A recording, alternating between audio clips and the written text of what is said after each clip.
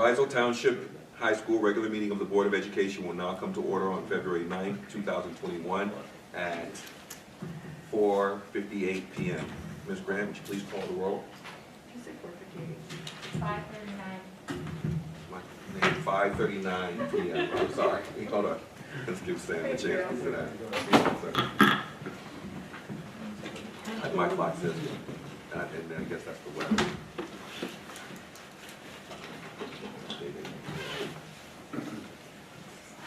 We gotta watch. 5:39. Okay. You can call the roll. Sure. Mrs. Peterson? Here. Mrs. Grant here. Mr. Valtierrez? Here. Mr. Wagner? Here. Mrs. Kelly? Present. Mrs. Medina? Mr. Alexander? Here. You have a quorum. Great.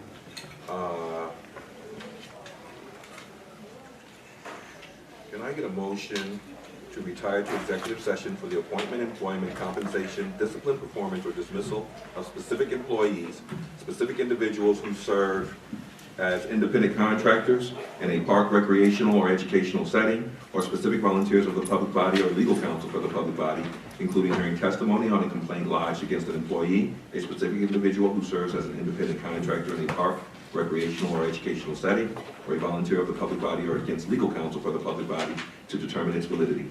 However, a meeting to consider an increase in compensation to a specific employee of a public body that is subject to the Local Government Wage Increase Transparency Act may not be closed and shall be open to the public and posted and held in accordance with this act. 5 ILCS 120/2C1. Also, collective negotiating matters between the public body and its employees or their representatives, or deliberations concerning salary schedules for one or more classes of employees. 5 ILCS 120/2C2. And litigation when an action against, affecting, or on behalf of a particular public body has been filed and is pending before a court or administrative tribunal, or when the public body finds that an action is probable or imminent, in which case the basis for the finding shall be recorded and entered into the minutes of the closed meeting. 5 ILCS 120/2C11. So moved. Second. Ms. Graham, please call the roll. Ms. Grant, aye. Mr. Valtierrez? Aye. Mr. Wagner? Aye. Mrs. Kelly? Aye. Mrs. Medina? Mrs. Peterson? Aye. Mr. Alexander? Aye. Motion carries. We are in executive session at 5:42 p.m.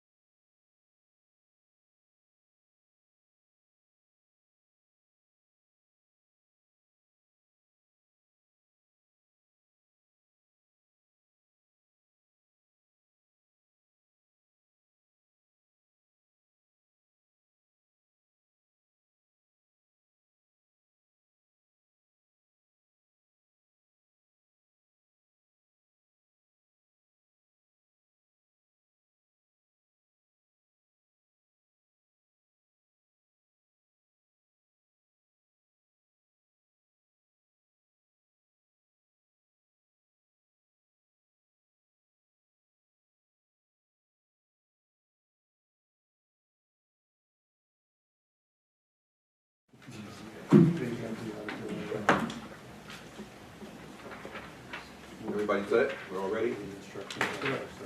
Yes, sir.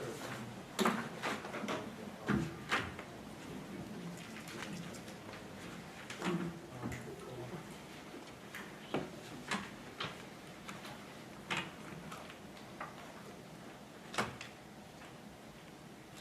don't think they can see this from way down there. I'm gonna take my earpiece out, but I don't think they can see it. It ain't like I'm gonna answer the phone while I'm in the phone. Doc, if I start talking on my phone, I answer my phone, hello? You're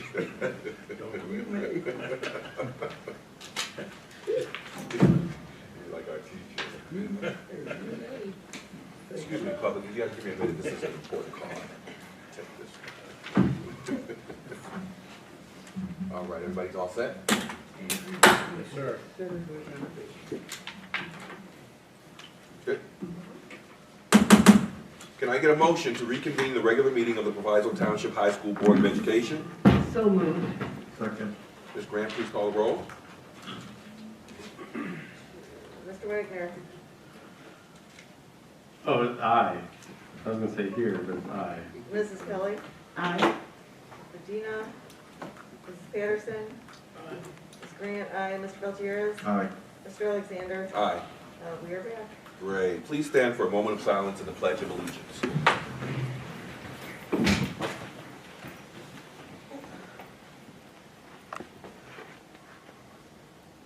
I pledge allegiance to the flag of the United States of America and to the republic for which it stands, one nation, under God, indivisible, with liberty and justice for all.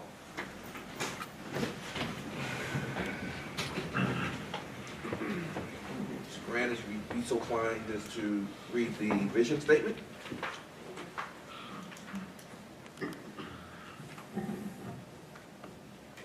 Through expectations of excellence and by providing equitable educational opportunities to empower each student, our graduates are prepared for college, careers, and to serve as contributing members of a dynamic global society.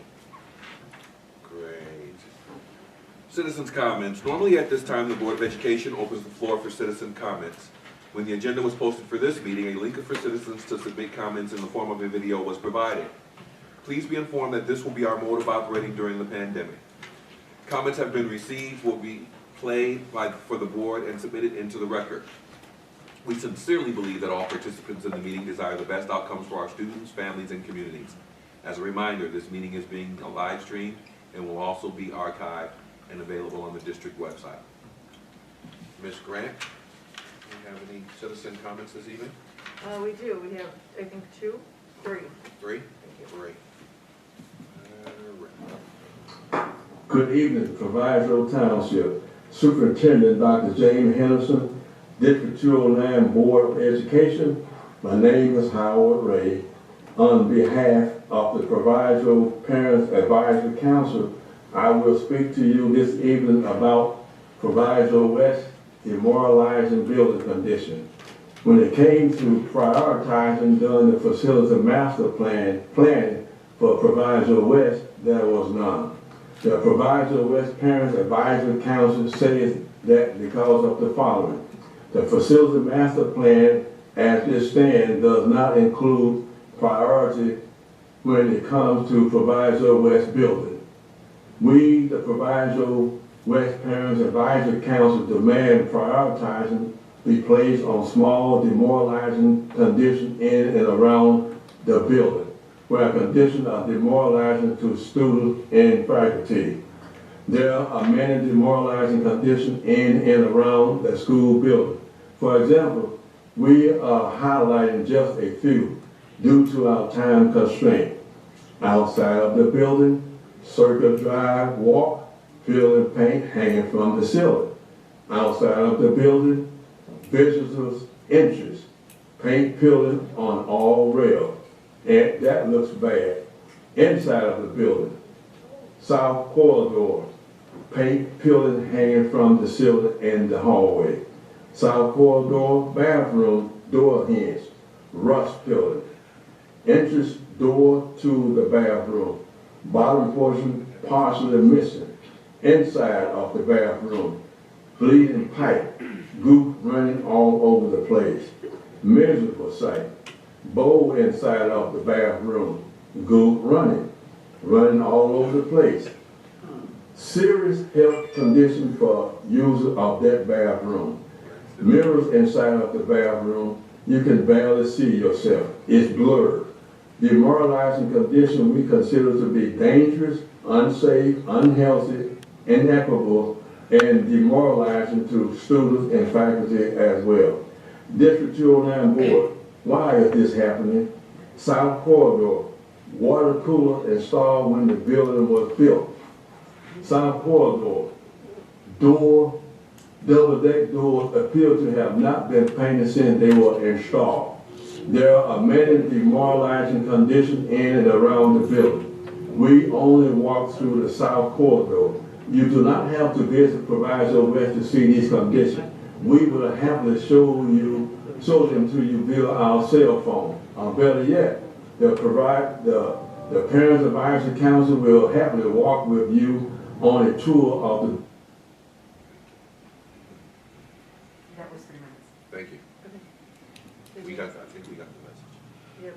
Yep. Good evening, board members of District 209, President Alexander, Vice President Mrs. Kelly, Secretary Amanda J. Grant, and all. My name is Jeremy Horn. I am a Proviso East High School graduate and alumni, class of 2003.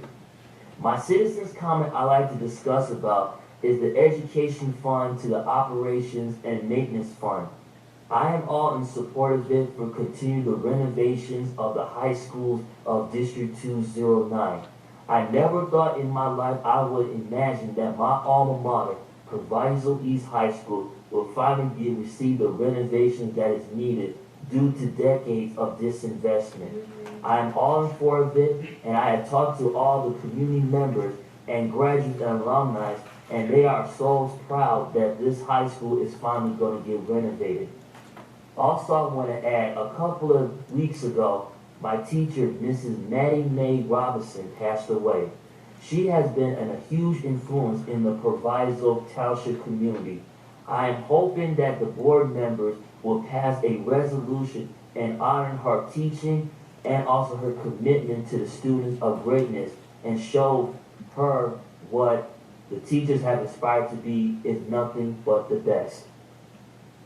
Third, I want to ask is that I have been talking to a lot of community members, and what is really lacking is communication with the schools and also the community. I am hoping that you all will take this to heart to really upgrade your communication skills so it won't be out of order. So I am inviting all the community members and also the board members and stakeholders to come to the Northbound Train to Greatness Town Hall meeting, and let's build a relationship to help our superintendent to outline the plan of how we can move the momentum of the high schools of District 209 greatness. Thank you. This is my first time doing this. God bless and have a good evening.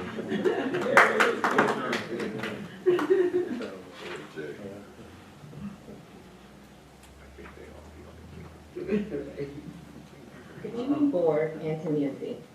I want to start this evening by saying how saddened I am to hear and see that Dr. Nicole Howard is leaving our district. During her tenure, Dr. Howard has been an educational resource and voice of reason. She came into this district and helped to develop educational programs and protocols that propelled our students in district forward. Dr. Howard also came in and did something that many educational leaders preach but rarely practice. She worked with and for teachers. Dr. Howard realized that educational development for teachers was just as important as it is for students. I can honestly say that under Dr. Howard, central office at times seemed less like an enemy and more like an ally. While I understand that people move on, especially when a new regime arrives, it should not go unnoticed that Proviso is losing a highly motivated, knowledgeable, and respected educational warrior in Dr. Howard.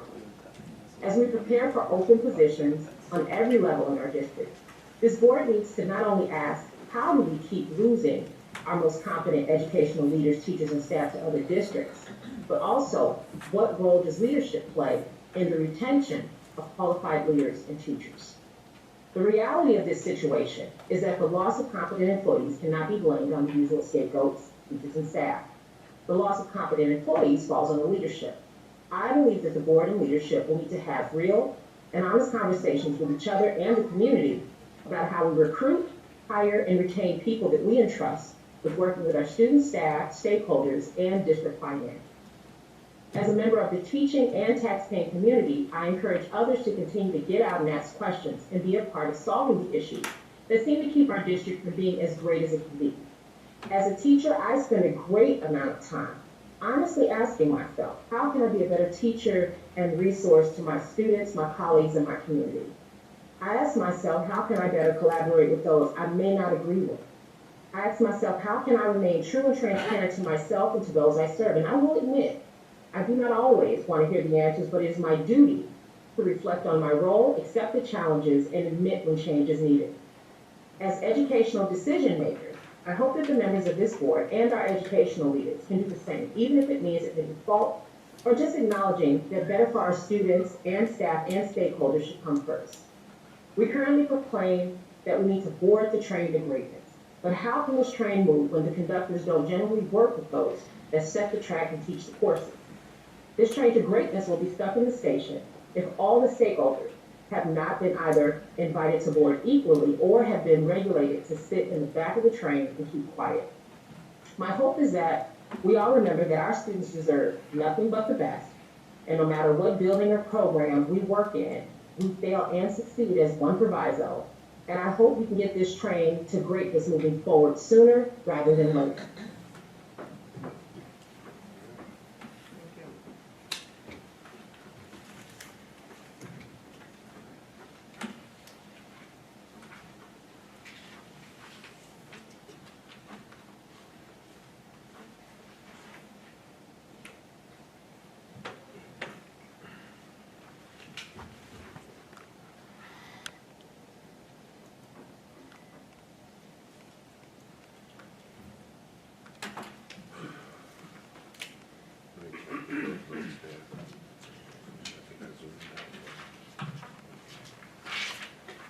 At this time, we will have a public hearing regarding the transfer of $4 million from the educational fund to the operations and maintenance fund. Then transfer of $4,500,000 from the operations and maintenance fund to the capital projects fund. Mr. Foster. Doc. Mr. Foster. Good evening. Good evening, sir. I'm not sure if anybody has comment about this in this public hearing. Okay. We've not received any. Does the board have any questions? Could you just summarize real quick, just a brief summary of what it is that we're doing? We pretty much all understand as this relates to the master's facility plan and 5-year financial, but if you just do like a 2-3 minute, just to bring people back. It's been said and done before, but every time we do it, people sometimes go, what are they doing? No, it's part of the plan. So. Right, it's part of the plan. Yeah. Probably do it in less than 2 or 3 minutes. Right. With the facility master plan, there was a funding component to that. To achieve $77 million in funding, there was some bond refinancing, bond issuance, etc. And then there was a plan with the 5-year plan that we have to move $4.5 million from these funds into the capital projects fund in order to fund the difference, to get up to our $77 million plan. So last year we did the first one, this one is the second one, and in the next 2 years we'll do 2 more. At least that's what's planned at this time. So we did it before, we did it last year, we're doing it this year, and God willing, and our plan holding up, we'll do it again next year. Great, thank you, Mr. Starkey. Thank you. Hearing no other comments or questions, this concludes the public hearing, and we will continue with the regular meeting. Ms. Grant, would you read the FOIA report? In January 2021, Proviso Township High Schools District 209 received the following FOIA requests. January 4th, 2021, Thomas Haley, representing The third FFC requested a list of all subcontractors related to the stadium demolition 02C project. Information was provided. On January 13th, 2021, Maggie Riley requested the names of all people who turned in public comments for the December 14th, 2020 special board meeting. Information was provided. On January 15th, 2021, Mark Madigan requested records of any and all legal settlements, including but not limited to records of any disbursements of funds between District 209 and the following individuals: Lester Palm and Bianca Johnson. Information was provided. January 19th, 2021, Bernadette Soto, representing the Carpenters Union, requested a list of schools that Anderson Locke performed work on in PTHS D209 for fiscal year 2019. Information was provided. On January 21st, 2021, Jerry Marzullo requested a copy of the entire personnel file of Stanley Fields and a copy of any settlement agreement and/or separation agreement. Information will be provided pending legal review. And on January 24th, 2021, Zoe Yelson, representing Smart Procure, requested any and all purchasing records from October 2nd, 2020. Information was provided. Thank you, Ms. Grant. We now have the President's report. Good evening, everyone. Good evening, public. Good evening. Happy New Year again. I am honored and privileged to be here with this great Board of Education and great administrative and teaching family of Proviso Township High School's District 209, support staff, stakeholders, all of the above. I want to, as usual, thank my board members for their continued trust in allowing me to serve them as board president, along with being a board member. I do not take it lightly. I respect and appreciate each and every one of you for this opportunity and this honor to do just a little bit more work. And watching Ned and Teresa made it a little bit easier for me, so I don't have to struggle through as much as I possibly would have. So thank you all once again for this opportunity. I want to thank the administration for your hard work. Dr. Henderson has just really hit the ground running, and I like to do like a short recap, because a lot of times when we say thank you, and mind you, as a spokesperson for the board, I am speaking for the board when I say we thank you continuously, and think about each and every one and all of you continuously. And if you look at our record and you look at the meetings and you look at the decisions that this board has made, that is reflected in the decisions and the votes that we've taken. Just the facts. We've listened to our teachers union. We've compromised. We've worked with our stakeholders. We've listened to our parents. Don't come in the kitchen watching the food get cooked.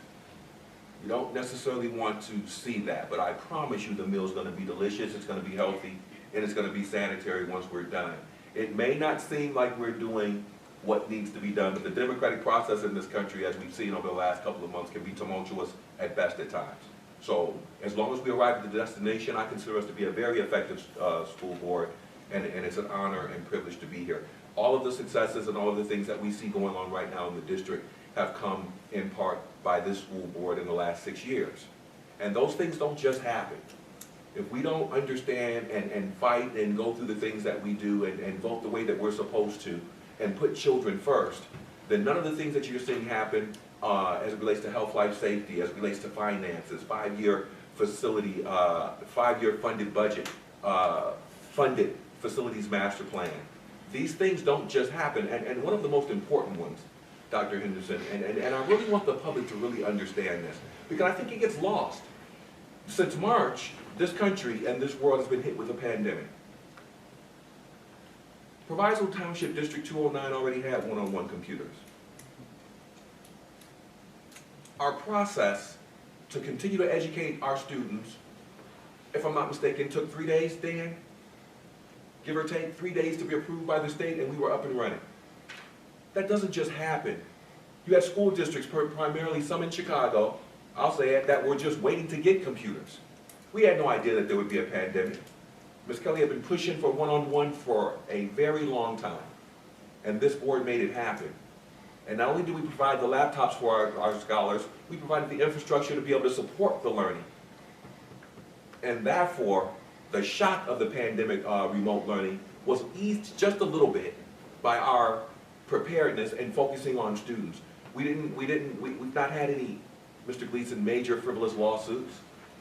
The FOP left, what, last December? we don't have a financial oversight panel anymore. And Dr. Henderson has hit the floor, and since he's gotten here, has saved us. I don't like putting numbers out, Doc, because folks get to acting really funny when you say numbers. I remember when Dr. Rodriguez was talking about the money we had for the facilities master plan, and folks were losing their doggone mind. Ms. Kelly was like, please stop telling them about the money. But yeah, we trust and believe we are financially solvent in this district and able to provide that money and the educational resources to our scholars like we're supposed to. In our oath of office, one of the first rules is that we will be financially, as elected officials, responsible. Fiduciary, what does it say? Let me just read it. Fiduciaries of the public, it said, I shall respect taxpayer interests by serving as a faithful protector of the school district assets. Okay, so we are elected to make sure that the money is spent on behalf of the students first and for educational purposes first. And within that comes teachers, educators, administrators, and all of the such. But I just really want to thank Dr. Henderson because he didn't come to a district like any other superintendent in the history of our time came to 209. He came in the midst of a pandemic. And faced with whether or not we're going to open school in the fall. You got here in August, right, Doc? So a few weeks before school was supposed to actually start, we got Dr. Henderson. Now, it was a little bit easy for Dr. Henderson because we had Mr. Dan Johnson leading the charge as our interim superintendent to get him here. So we didn't miss a beat in District 209 during the pandemic. And just facts, no one missed a paycheck either. Hello. From our janitors to our support staff to our security to our teachers. Dan, everybody still got paid, right? Everybody still got paid. And then June rolled around, the beginning of the fiscal year for most school districts and stuff, and a lot of teachers nationwide lost their jobs. Did we lay off any teachers here, Mr. Johnson, in June? Did we personally? No. So these are the things I'd like to remind the community of that really matter. When you talk about consistent governance and focused governance on the things that matter, these things don't just happen. We had a financial oversight panel here for years for a reason. And within the first year of the first tenure of me being elected as a board member, they left. That's not because the board came up with a great plan financially. It's because the board did its job to hire a superintendent to do that. And the superintendent helped hire competent staff to put that through. But that means that the board that does the hiring and firing must take the recommendations of the superintendent so that that can happen. So we work together as a team. And when we do that in our roles, then great things happen.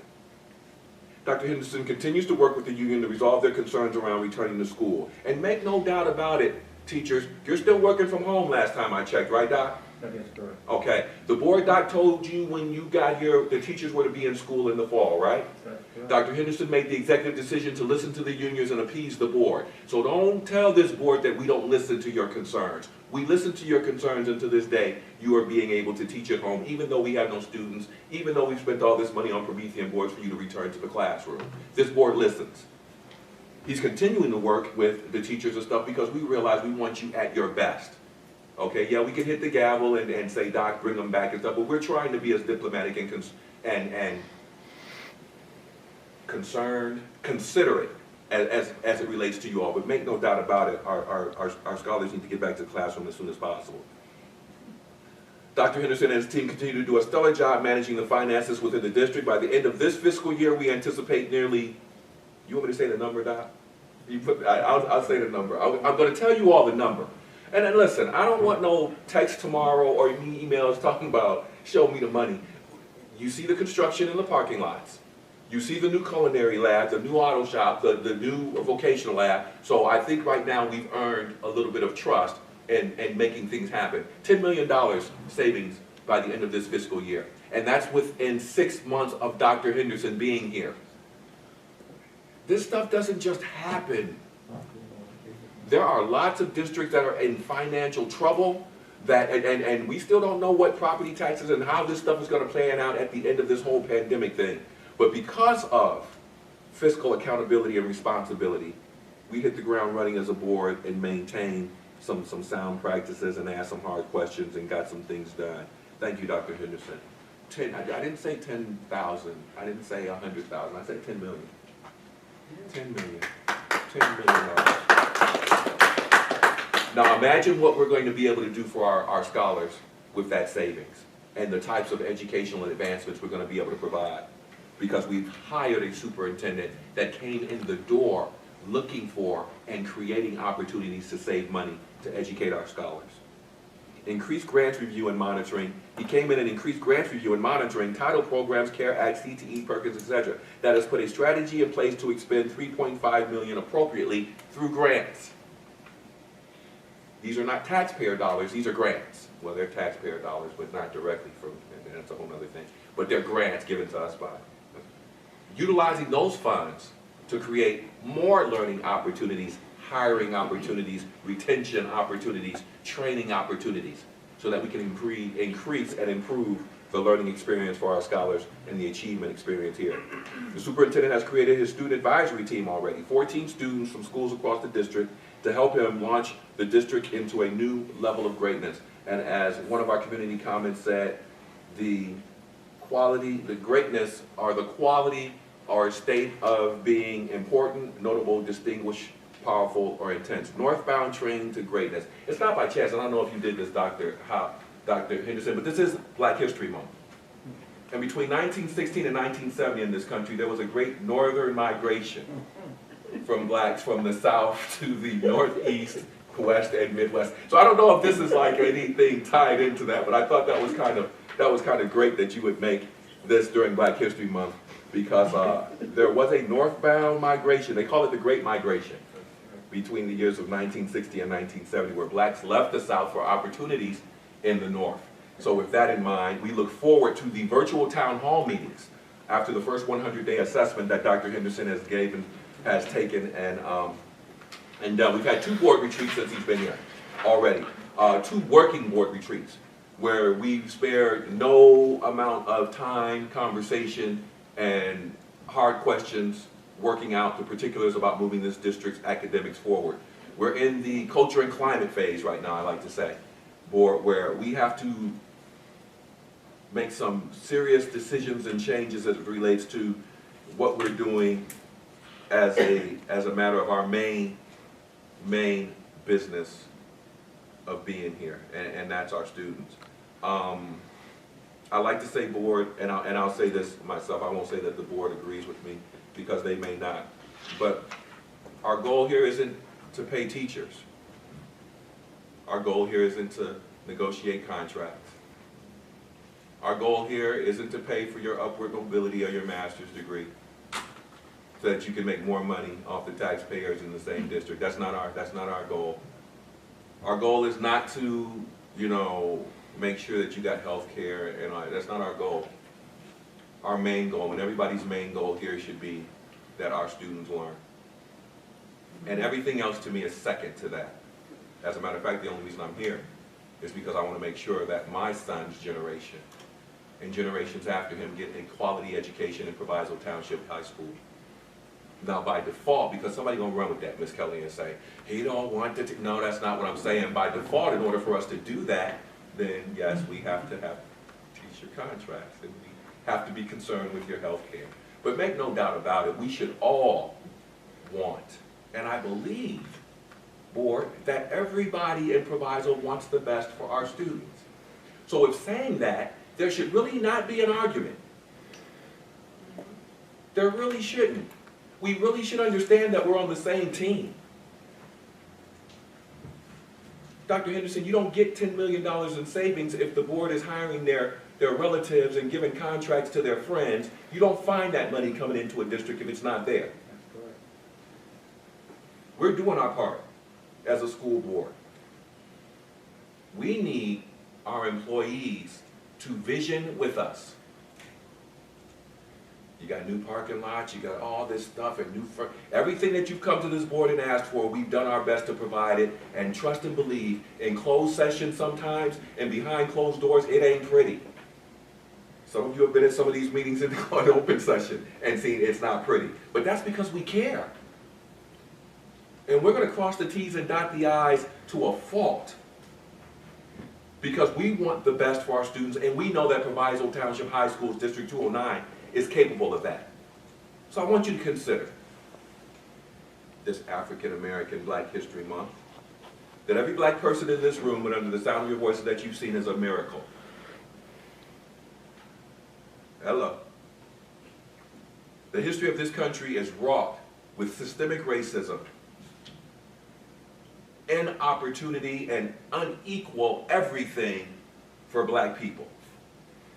From our being brought here to everything that we endure, all the way up until George Floyd last summer, Emmett Till in what, 56? Emmett Till was killed in 56, and George Floyd, I'm sorry, 55, Emmett Till, lynchings. This is Black History Month where we celebrate, but I wouldn't wish for my Caucasian and Hispanic folk, Mrs. Kelly, I wouldn't wish that any of you all were black. I wouldn't wish that on anybody in this country. I embrace it and I love it, but I wouldn't wish it for you. I wouldn't wish that you would have to have the conversation with your 13 or 14-year-old son of what to do and what not to do to stay alive if encountered by the police. I wouldn't wish that on anybody. I wouldn't wish the unmitigated stress of, as a black man, of just driving up and down the street, and when I see a police car, my getting a little feeling, not knowing whether or not that's going to be a negative encounter. I wouldn't wish that on any other culture. We talk about what other cultures go through. There's not a culture in the history of this world that has ever gone through what the African Americans have gone through in this country, and yet we're still here. So that's why I say we're miracles. And this very education system, because this country's built on systems, all of them based upon racism and white supremacy. Let us make no bones about it. This is just where we are. And we have to confront that and be real with it in order to move forward.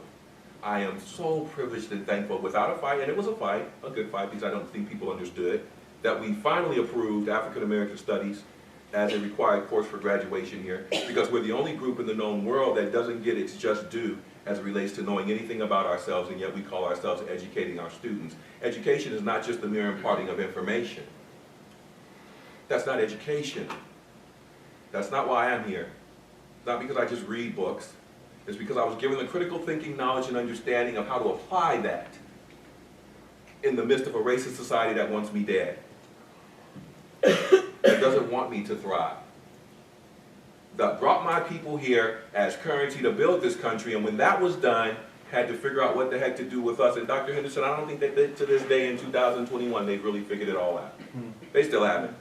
But that's okay, we're going to help them in Proviso Township District 209.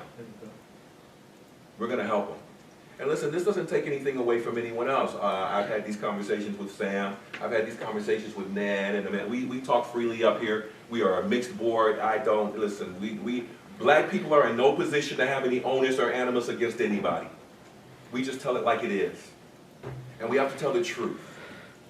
And not be ashamed of it, and have these conversations openly if we're going to prepare the next generation of scholars to have some solution-oriented ideas in education to do it. Listen, you could have supported what the past president did on January 6th. I have no problems with you supporting that as long as you can articulate to me critically thinking and why you do. That's your right. And I served this country for 5 years, active duty for you to have that right. So I respect that. You don't have to agree. We're not teaching you how your morals and your values. We're just teaching you how to develop them, hopefully. And that there's no such thing as alternative facts. That there is a way to find truth. Your truth may not even be mine. To be critical thinkers. And to finally continue to do something to eradicate this scourge of racism in this country. Board, I organized a march last summer on behalf of George Floyd, where some people from Oak Park that had never crossed Austin to go to the west side wanted to do so. And they wanted to walk down Madison. They wanted to walk from Austin and Madison through the west side. White folks were feeling some kind of way after George Floyd's death. Because of the pandemic, they were forced to watch it.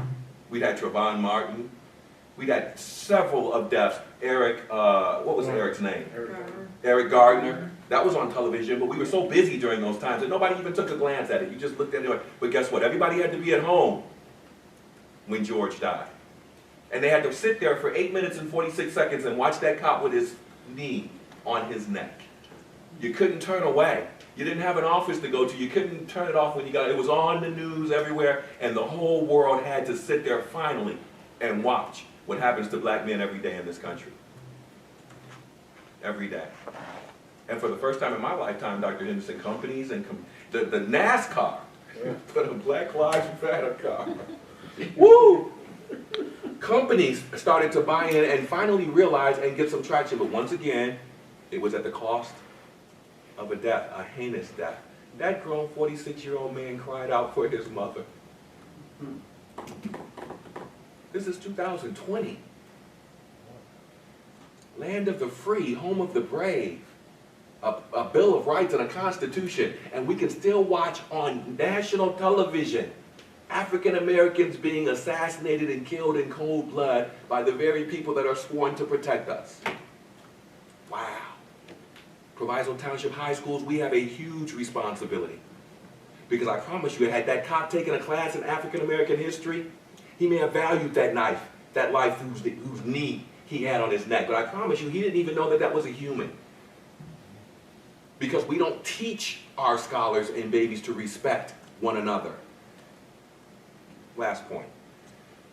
I don't believe, and I won't say the board believes this at all, that any such thing as a black and brown coalition. Your struggles as a Latino culture are uniquely yours. And I serve this country and I fight and defend it. As a board, we have supported and referendumed and done everything to make our schools safe schools and everything to deal with your immigration issues and stuff like that. We want to educate your children too. But please do not insult Board Member Alexander and say that your issues are the same as African American issues. They are not, and we should not be teaching our babies that they are. We don't have to do that. I'm not asking or wishing any of you to feel the pain of being a black person tonight. But I'm asking you to respect the fact that our issues are just as important as yours, just as individual as yours, and far supersede yours. Not putting one above the other, we will educate and have educated. Ms. Kelly, we passed, I voted for every referendum. ELA, we got translators, everything that our Latino brothers and sisters need. We will educate you to the best of our ability too. But that's for everyone. And guess what, Dr. Henderson, as a black man, I don't need an equity study. Black folks don't need an equity study to be told what equity is and what it looks like. You want to know what equity is and what it looks like, just ask a black person in this country. We don't need a study to know whether or not it's happening or not. You can look at the numbers in the educational data. You can look at the the school to prison pipeline and see where the equity should or shouldn't be. Heck, just look at a history book, a good one. And I pray we get some good curriculum, doctor, to go with this class so that it's not nothing. So on this African American History Month, I just want us to be clear and you guys to understand where Board Member Rodney Alexander is coming from as it relates to being a black man and embracing our culture and all of the things that we've done and great things, but we've still got a long way to go as a people. We've got a long way to go, and that's why the work on this board and in this district is so important. What did Tupac say? I may not change the world, but I will spark the mind that does. Our job is to spark the minds, to leave these walls with the proper education as much as we can load into their little minds so that they will go into this world.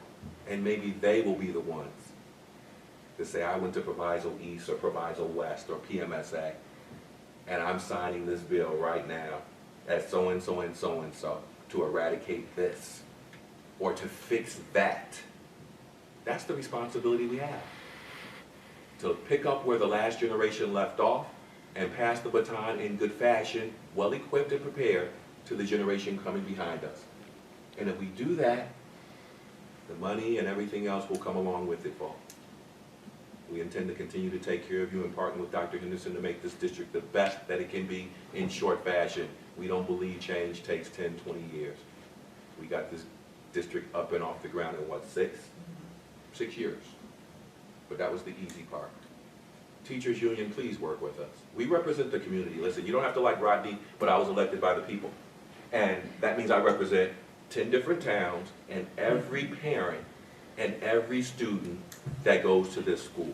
So when you disrespect Rodney Alexander and this board, you're disrespecting the community that signs your checks. And it doesn't give us a right to be disrespectful either, and I promise you I will fight to make sure that that doesn't happen.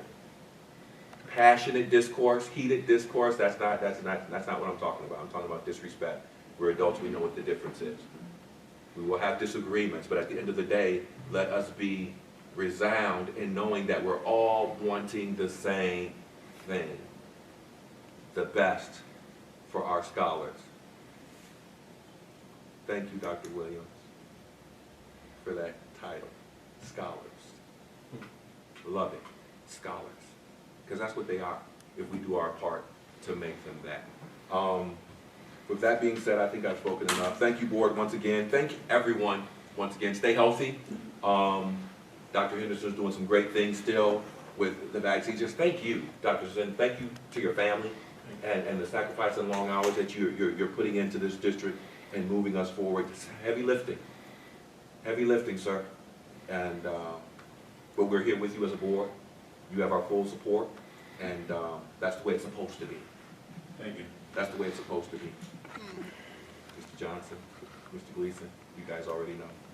Everybody else, Mr. Starr King, Dr. Williams, all y'all folks back there. Camera guy. Thank you, guys. This concludes the President's report. At this time, did I miss anything? No.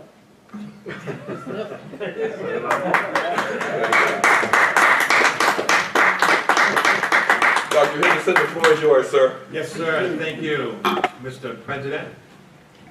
Vice President, Ms. Amanda Grant, Board Member Patterson, Board Member Belterris, Board Member Wagner. Thank you all so very much. Thank you all for this opportunity. Thank you, community. Thank you. Let me just give a few shout-outs. You know, we've had some bad weather over the last couple of weeks, or at least a week and a half, right? And I tell you, our O&M team has been out there doing the work, and I'm going to ask everyone to give them a round of applause. I want you to know, O&M, that you are appreciated. Yes, everybody else got to go home except you. My apologies, but you are O&M, and you make it work every time. Thank you. I want to say thank you to Dr. Nicole Howard. I have 3 Nicoles in this organization, and it drives me crazy because I cannot remember their last name. But Dr. Howard, yes, you're on your way out. We'll continue to do great things. She will be with us through the remainder of the academic school year. While I've only been here for 6 months, I mean, she has been a trooper. And as one of our community members said this evening, she is the voice of reason. And I want to thank you, Dr. Howard. Please stand at this time and let us say thank you.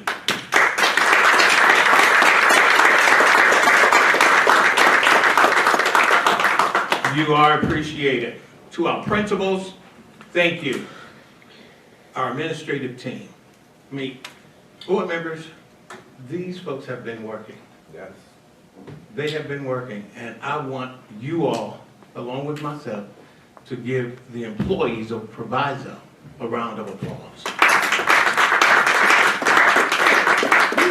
We thank you. We thank you. Thank you. So this evening, I would like to get started by reminding everyone that February 1st through the 5th was National School Counseling Week. And we just want to thank our wonderful counselors for all that you do, counselors, for our students, for our parents, for our colleagues. We thank you. Tonight, we will honor one of our very own. The state recently honored her. Let me just share with you. The Office of Specialized Services is requesting that the Board of Education recognize a dedicated member of the District 209 team for excellent performance in service. The Illinois State Board of Education, Those Who Excel Award program annually recognizes and honors those who have made outstanding contributions to public education and elementary and secondary education. Public education. Afterward, awards are presented in 5 categories: school administrator, student support personnel, education service personnel, community volunteer and team. We are pleased to announce that Proviso West speech and language pathologist, Ms. Monique Villacerna, has been designated for the Award of Excellence in the category of Student Support Services or Student Support Personnel. Is she with us? Let's give her a round of applause. Since joining the Special Education Department of Proviso West High School in 2015, Ms. Villacerna has been instrumental in implementing significant changes to improve academic performance for many of our special education students. She is the case manager for 78 students and within our network has developed lesson plans to meet individual academics and behavior needs. With colleagues in the general and special education settings, Ms. Villacerna collaborates to incorporate interventions and accommodations to enable student success. The Illinois State Superintendent of Education, Dr. Aguila, in her press release stated, Ms. Vernice Villacerna is known for her humility and her wide range of skills. For example, over the summer, she created for all incoming 9th graders with an IEP and individualized education plans, a transition plan including self-awareness surveys, peer mentoring, field trips, and college tours. Ms. Villacerna is most deserving of the Those Who Excel Excellence Award. We, in Proviso 209, can attest to the professionalism and collaborative efforts demonstrated by this wonderful educator. She brings out the best in our scholars and embodies our district's motto, nothing but the best. Ladies and gentlemen, please welcome or congratulate Ms. Monique Villacerna.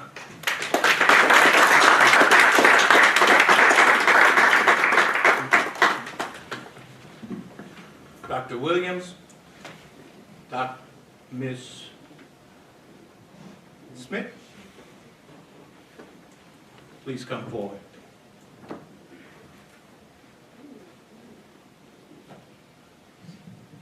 Good evening, everyone.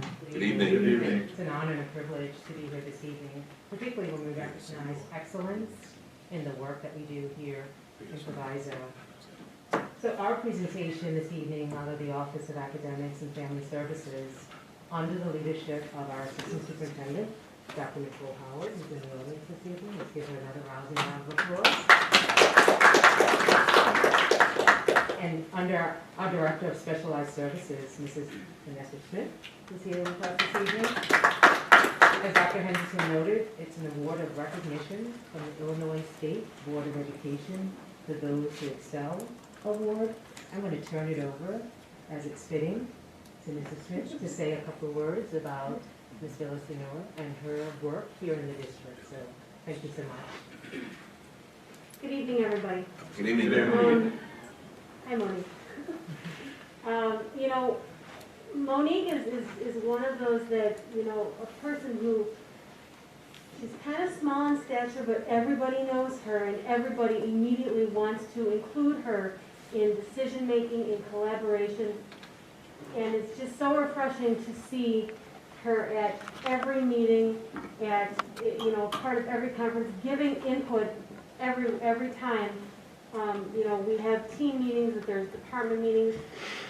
She has a caseload that is, you know, quite large, but those kids go to her. They know to go to her. Over the summertime, she did some summer work getting students ready, like a boot camp for our incoming freshmen. And I wish that I was there personally to have given her the award. It just goes, you know, she's justly deserving the award. So, Monique, we have a certificate of appreciation in honor of those who excel award and the award of excellence for your position in student support. So, thank you very much. Thank you. We thank you for your service to our scholars in the district. We'd like to ask you just to say a few words. We thank you because excellence is the goal and you have demonstrated outstanding excellence. I look forward to meeting you in person. The virtual floor is yours. Thank you. Thank you all very much. I'm honored and I deeply appreciate the recognition. And I will say that nothing happens in isolation. I'm part of a great team, the Proviso West Special Education Department. They're a family for me. I think day in and day out, there's case managers, teachers, Miss Lindsay, Miss Hughes, the psychologists, the social workers. You know, we all hit the ground running and really work for the best of the students. So as much as I'm honored to receive this award, I'm equally, if not more, honored to work with the people that I do work with. So, you know, one Proviso, go Proviso. We all just got to keep putting forth our best efforts and keeping the kids in the forefront of our minds. Thank you all very much, though. Thank you. Thank you.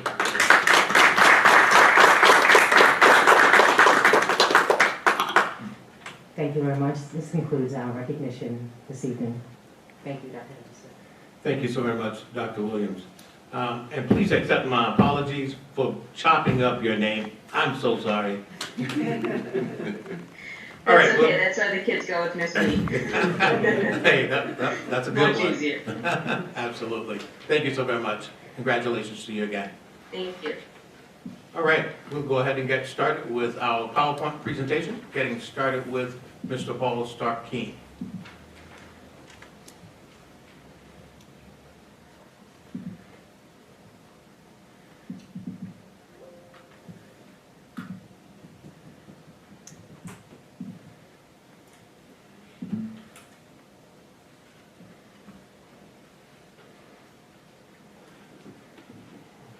Terrific. Good evening. Good evening, sir. Good evening. Good evening. We've got just a few slides tonight. We have our 6-month financials in summary form here. As we talked a little bit about savings that are happening throughout the district, you can see that we are in good shape. We are pretty close to 50% revenue collected through halfway through the year, and we are in very good shape on the expenditure side of things. Are there any questions on the financials?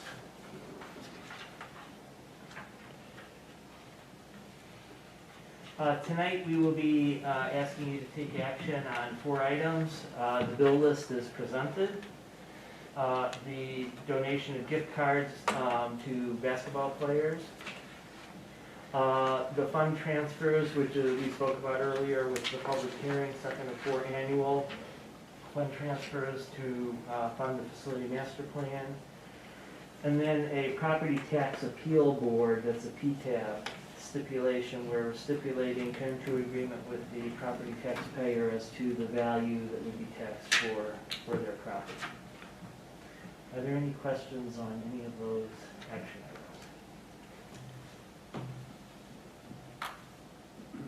items? Mr. Stark-Keene, I want to thank you for your vigilance. I had a couple of conversations with Dr. Henderson about some things in the bill list, and I'm sure he expressed those concerns and stuff to you. And I think we found out that there were just possibly some typos or something like that.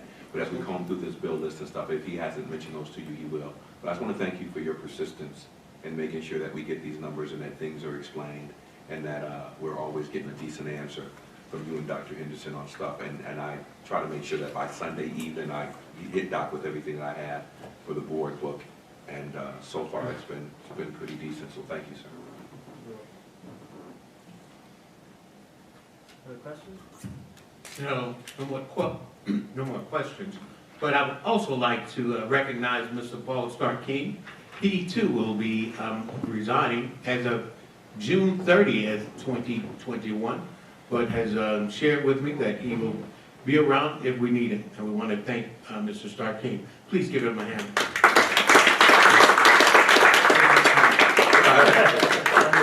In her absence, as well as Miss Tracy Miller, who will be leaving in the next week. I want to say 2 weeks. And I'll just add to that, Tracy has done tremendous work for us. She will be difficult to replace. We'll do our best, but she has worked very, very hard for the couple years that she's been here. We've caught up a lot of things. The board has seen some old invoices that have finally come through and gotten paid, and a lot of our procedures and things like that. So she's done yeoman's work and with a high degree of excellence. So thank you to Tracy. Thank you so very much. Paul, before you go, I want to thank you as well for your time here for the second time. Second time.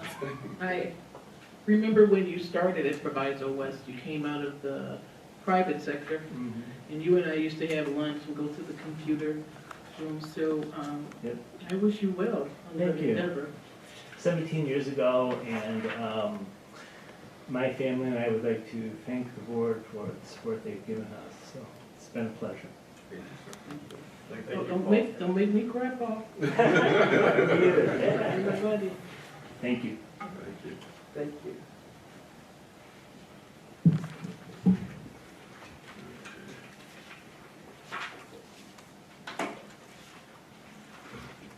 Mr. Taylor?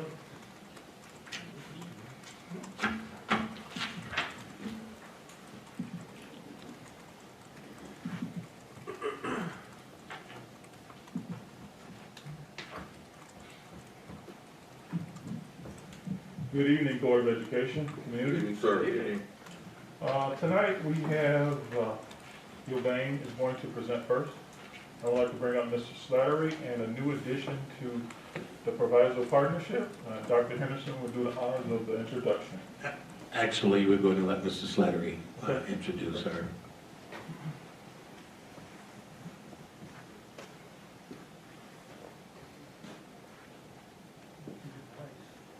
Good evening. Good evening, sir. Good to see everybody as always. Yes. So Michelle McClendon, who is project executive with Gilbane, will be taking over the reins for me. I'll be leaving in 7 weeks to help support our men and women in uniform by going to Guam, building infrastructure for the military while out there. Hey. Thank you. Thank you. A Gilbane project, you should have. Yes, it is Gilbane. I'm staying with Gilbane. Okay. It's Gilbane Federal. They were advertising for somebody to walk to Guam. I said, it's snowing out here. I'm going to Guam. So you'll be in great hands with Michelle. Good evening, board members and community. How are you guys? Good evening, ma'am. We are sad to lose Joe to the federal market for Gilbane. If I could go to Guam right now, I would. But I'm excited to join the team here. I've heard nothing but good things. Gilbane is passionate about what we do. I'm passionate about what I do. My passion, education, kids, and building in that order. So I'm excited to join the team and looking forward to doing some great work here. Excuse me, but you have to share your connection with Proviso. Yes, so like Joe said, my name is Michelle McClendon, and my father was a member of this community for many years. He passed about 3 or 4 years ago, but he owned businesses in the community. His name is Michael McClendon, so Michelle McClendon, Mike McClendon. As I met Dr. Henderson yesterday at LT, you know, we gave some background about who I am, where I come from, and things of that sort. And just so happens that LT knew my father very well as a member of the community. And then Dr. Henderson, I think it's an immediate past position prior to coming here, is in a little county called Holmes County, Mississippi, where my family is from, Gage Springs to be exact. And we just traded some stories about, the one train stop there, paying my property taxes for some land down there, just making sure I take care of business. So it was good to meet family, if you will, and continue to work with you guys. Welcome. Thank you so very much. And Joe made me, I forgot, I have two siblings. One of them is a graduate of Proviso Math and Science Academy, and my sister is a graduate of Proviso East. So, yeah. Her twin sister. Great, great.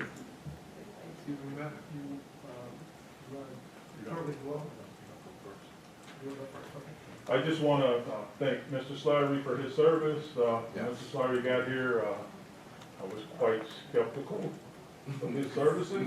But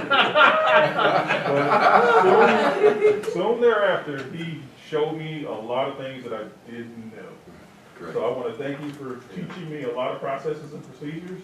You've truly been a pioneer for me in your last 6-7 months here. And I am no doubt going to have you on speed dial. Yeah. You're doing a great job. But I want to thank you for teaching me quite a bit about the industry. And man, you're going to be well missed. Thank you. Thank you. Thanks, Joe. We're going to get Bill Lane report going first, and then Perkins and Will is going to come up second and talk about water and new allocations on funding. Okay, so this is on the screen. I can't see. All right, so just some photo updates for today. Proviso East, you've seen the parking lot here many times. I'm taking any more pictures of it in the snow. So what you see here, the picture on the left was from the last board meeting, and you can see the finished flooring on the right. So I just wanted to show you what that looked like. Some of the finished spaces, the blue, the ceilings are about ready to go in. And I always like to show some mechanical spaces, especially the electrical. I'm saying this for a reason. But, I love to see how our mechanics do their job, putting things in square and true. You never see this because it gets buried. It's above the ceilings. Right. But I always like to see the finished product that our craftsmen do out on these projects. Any questions about Proviso East? We're doing our finishing work this week. The equipment will be moved over next week. Any questions on Proviso East? This, let me blow this up. Hopefully you can see this. This is the allowance tracking for the auto shop only. You'll see that we're still tracking $84,700 in savings.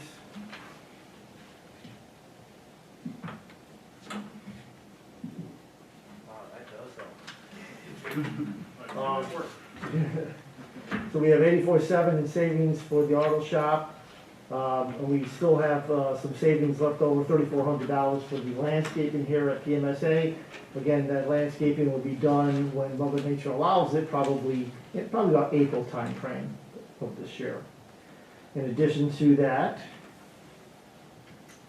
the change orders, as you've seen in the past.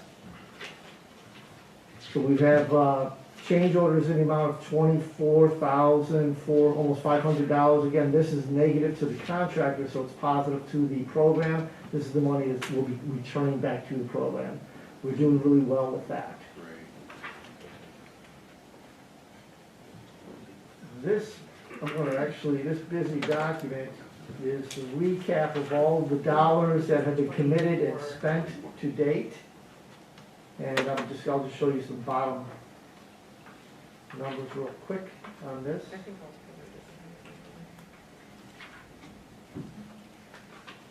So really what this is showing to date through what's in place and what has been bid, we have $51,500,000 in overall budget on this program, or a total with all of the soft costs of $67.8 million. Taking those numbers, my allocation is not there. So there's an allocation sheet, and I apologize it's not here. What it shows, and I think Mike Dolter will also have the allocation sheet. He'll have the same numbers. Yeah. What it's doing is showing everybody what we have left in the program for next year, 2022's program, which is about $12 million. And what we've done is looked at the allocations that was brought up by one of the community comments earlier about the monies being spent at West. And what we're doing is showing exactly how much money should be spent at West, East, and PMSA to meet the original allocation so we fall in line. Perkins and Will be going through in more detail some of the programs that everybody's looking at. You've got more programs than money in reality, so there's plenty of opportunity to spend these dollars wisely. As a team, we are looking at these dollars collectively, going through the process so that Perkins and Will can go through the design process, so that again, like we did this last year, at the end of this year, Michelle will be bidding these programs. And again, we're looking at about a $12 million budget of funds that will be available for next year's program. And I apologize, somehow I lost that allocation page. I think we have. Okay. Allocation, Can I ask a question? Certainly. Yeah. So the $12 million you're talking about, like obviously we had this money that we had planned to spend next year. Is this $12 million in addition? Or what's the $12 million exactly? So the savings that we had over this prior year's program, we had savings of about $6 million in the bidding process. Some of the soft costs, Perkins and Will went through and looked at the soft costs, and were able to bring in another $1.2 million in soft cost savings. And what we did have planned for next year, specifically that we were carrying on the books, was Proviso West's entrance. Yeah. So we basically took all those dollars and melded it together and said, okay, how much money do we have? Accounting for all of those dollars, it's about $12 million.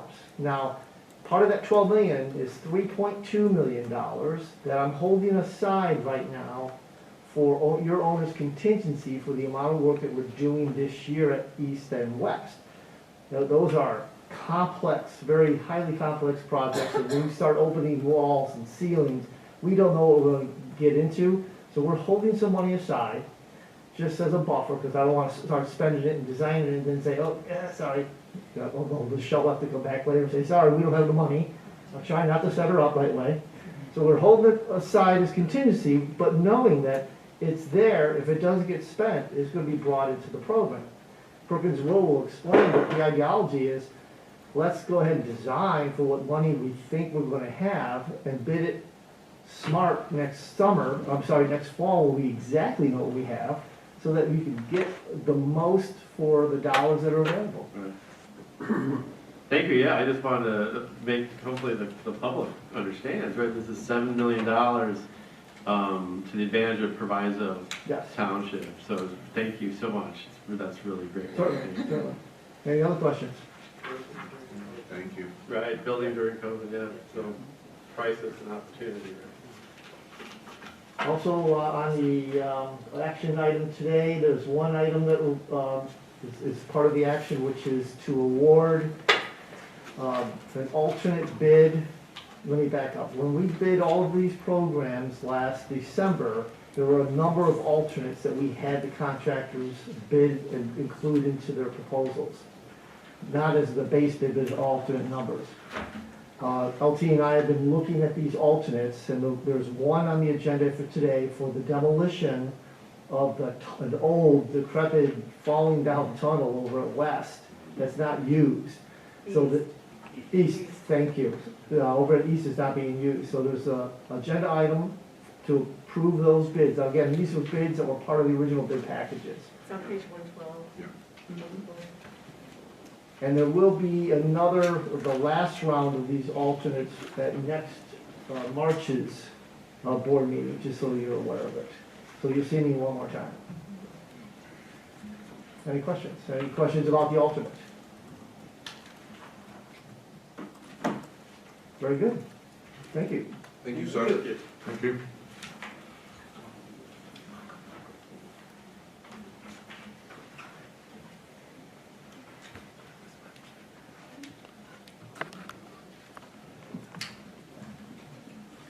Good evening. Good evening. Good evening. I'm going to take a look at our agenda here for what we'll talk about, running through the overall project schedule for Sequence 2 and Sequence 3 projects. Having a snapshot of where we stand with permitting for all the Sequence 2 work that's going to be upcoming here. Discussing some options that have been brought forward of potential flooring replacement at Proviso East High School.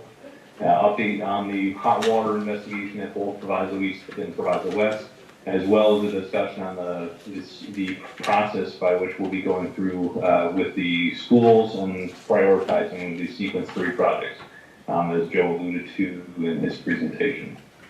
So starting off with the project schedule, this is an updated version of the slide that you've seen a few times here. We've slid this down to be more up to date, put off the items that have already been completed. As you see, we're in the position where the auto shop transition is happening again, as Joe said, in the next week here or so, and that's going to open up the possibility for work beginning and demolition of the existing buildings out of the auto shop and the stadium. The stadium for the Sequence 2 is the longest item on the list here, so that's really the controlling item, but a majority of the work that you're going to see is going to happen during that small window on the spring break here. So we're still going to be anticipating that stadium to be completed in or about October 1st of this year. The dashed line also separates out the Sequence 3 work that we're starting to work on design here. So we're going through the prioritization process for that work in the next few weeks and coming back to you with that in March. Where at the same time we're beginning some design work on flood control measures at Proviso East High School. That's part of the Sequence 3 projects.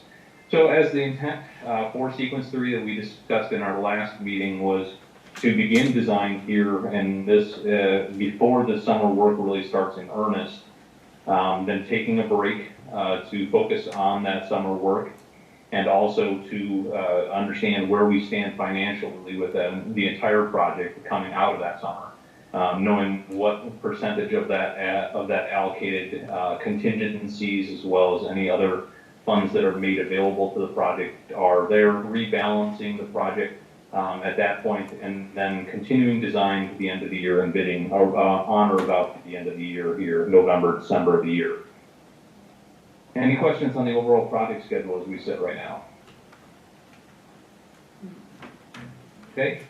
Jessica will give you an update on permitting. Thanks, Mike. So my name is Jessica Wagner. I know I haven't spoken to a lot of you in a while. So today I'm going to give you an update on where we stand for the permits for the Sequence 2 work. So in the middle of December, December 21st, we received permits from the Regional Office of Education for all three projects, the East HVAC, electrical and HLS work, East Stadium, and the West HVAC and HLS work. We've also received approval from both the Village of Maywood and the Village of Hillside.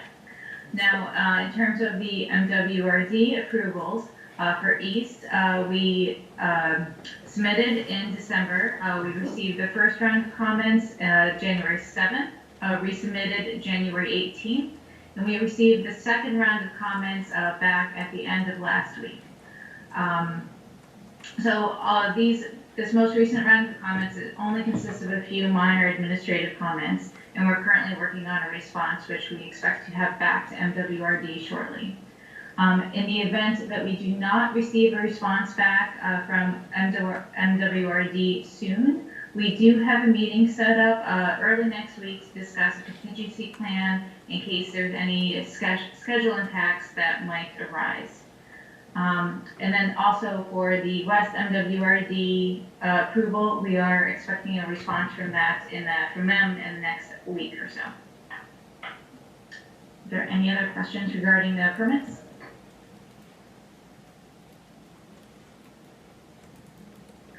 Thank you. Carl will discuss the Proviso East flooring options here. Thanks, Mike. Thank you, everyone. So I'm going to go over a quick item that has come up at East, that there is a kind of a decision to be made about which direction to pursue here. And this is related to some of the asbestos-containing materials that has been found in the floors at Proviso East on the upper floor, the 200 level, the third floor, if you will.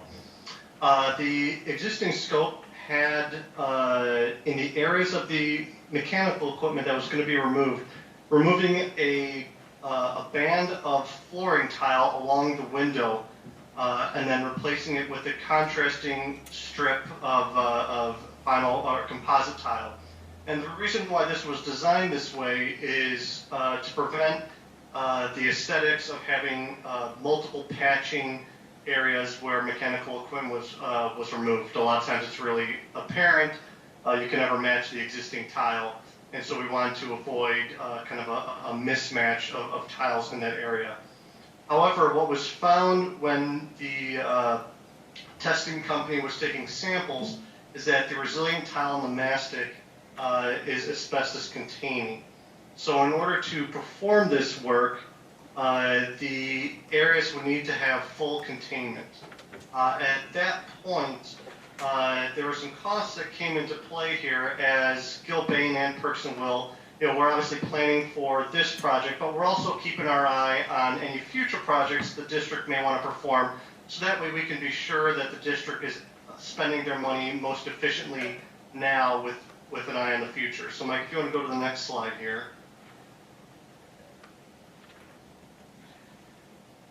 So this top row here, the base scope, essentially what we're saying is no cost impact.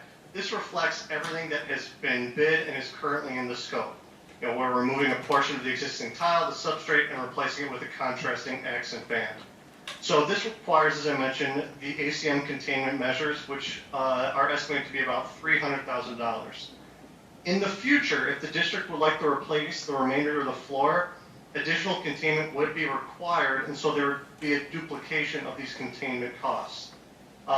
The advantage of this approach, as I mentioned before, is that it maintains consistent look across all the classrooms, prevents additional mismatching floor tiles.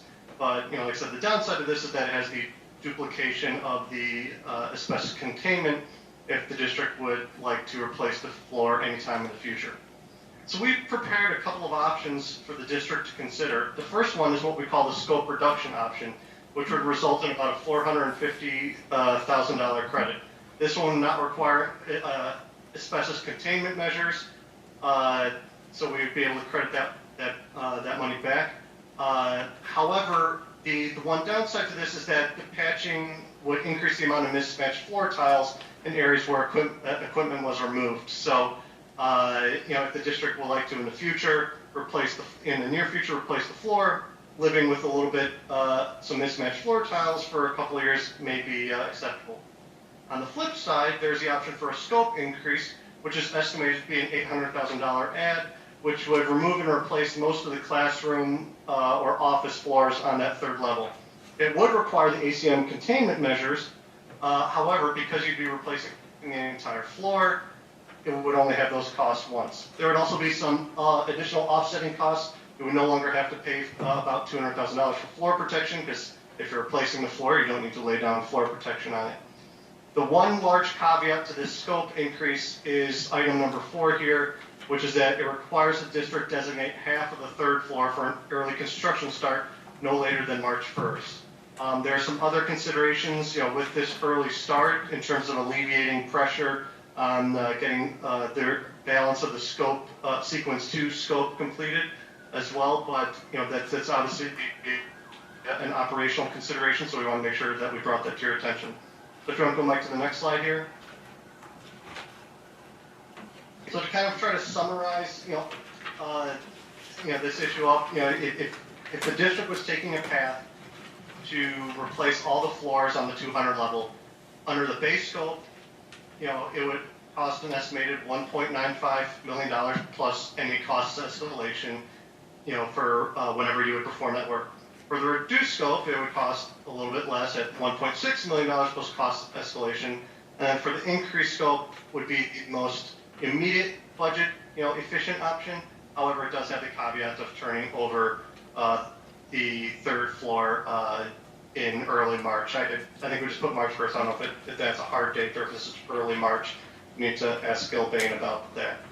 So those are the options that we presented to the FMP Executive Committee meeting and the Facilities Committee for the district's consideration. At this time, Mike, I don't know if I pass over anything, or if there are any questions, I'd be happy to field any of them right now.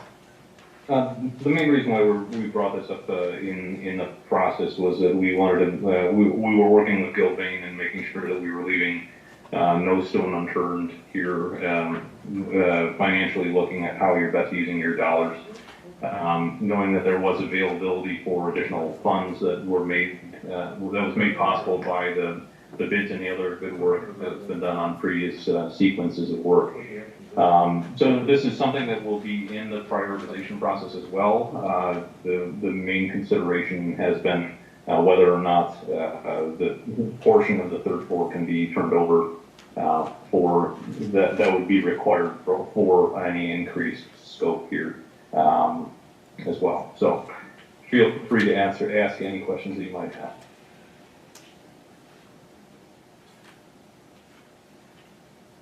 I have a question. Hearing none, I have a question. Not water investigation. You have one question. Just one question. It's just a general question.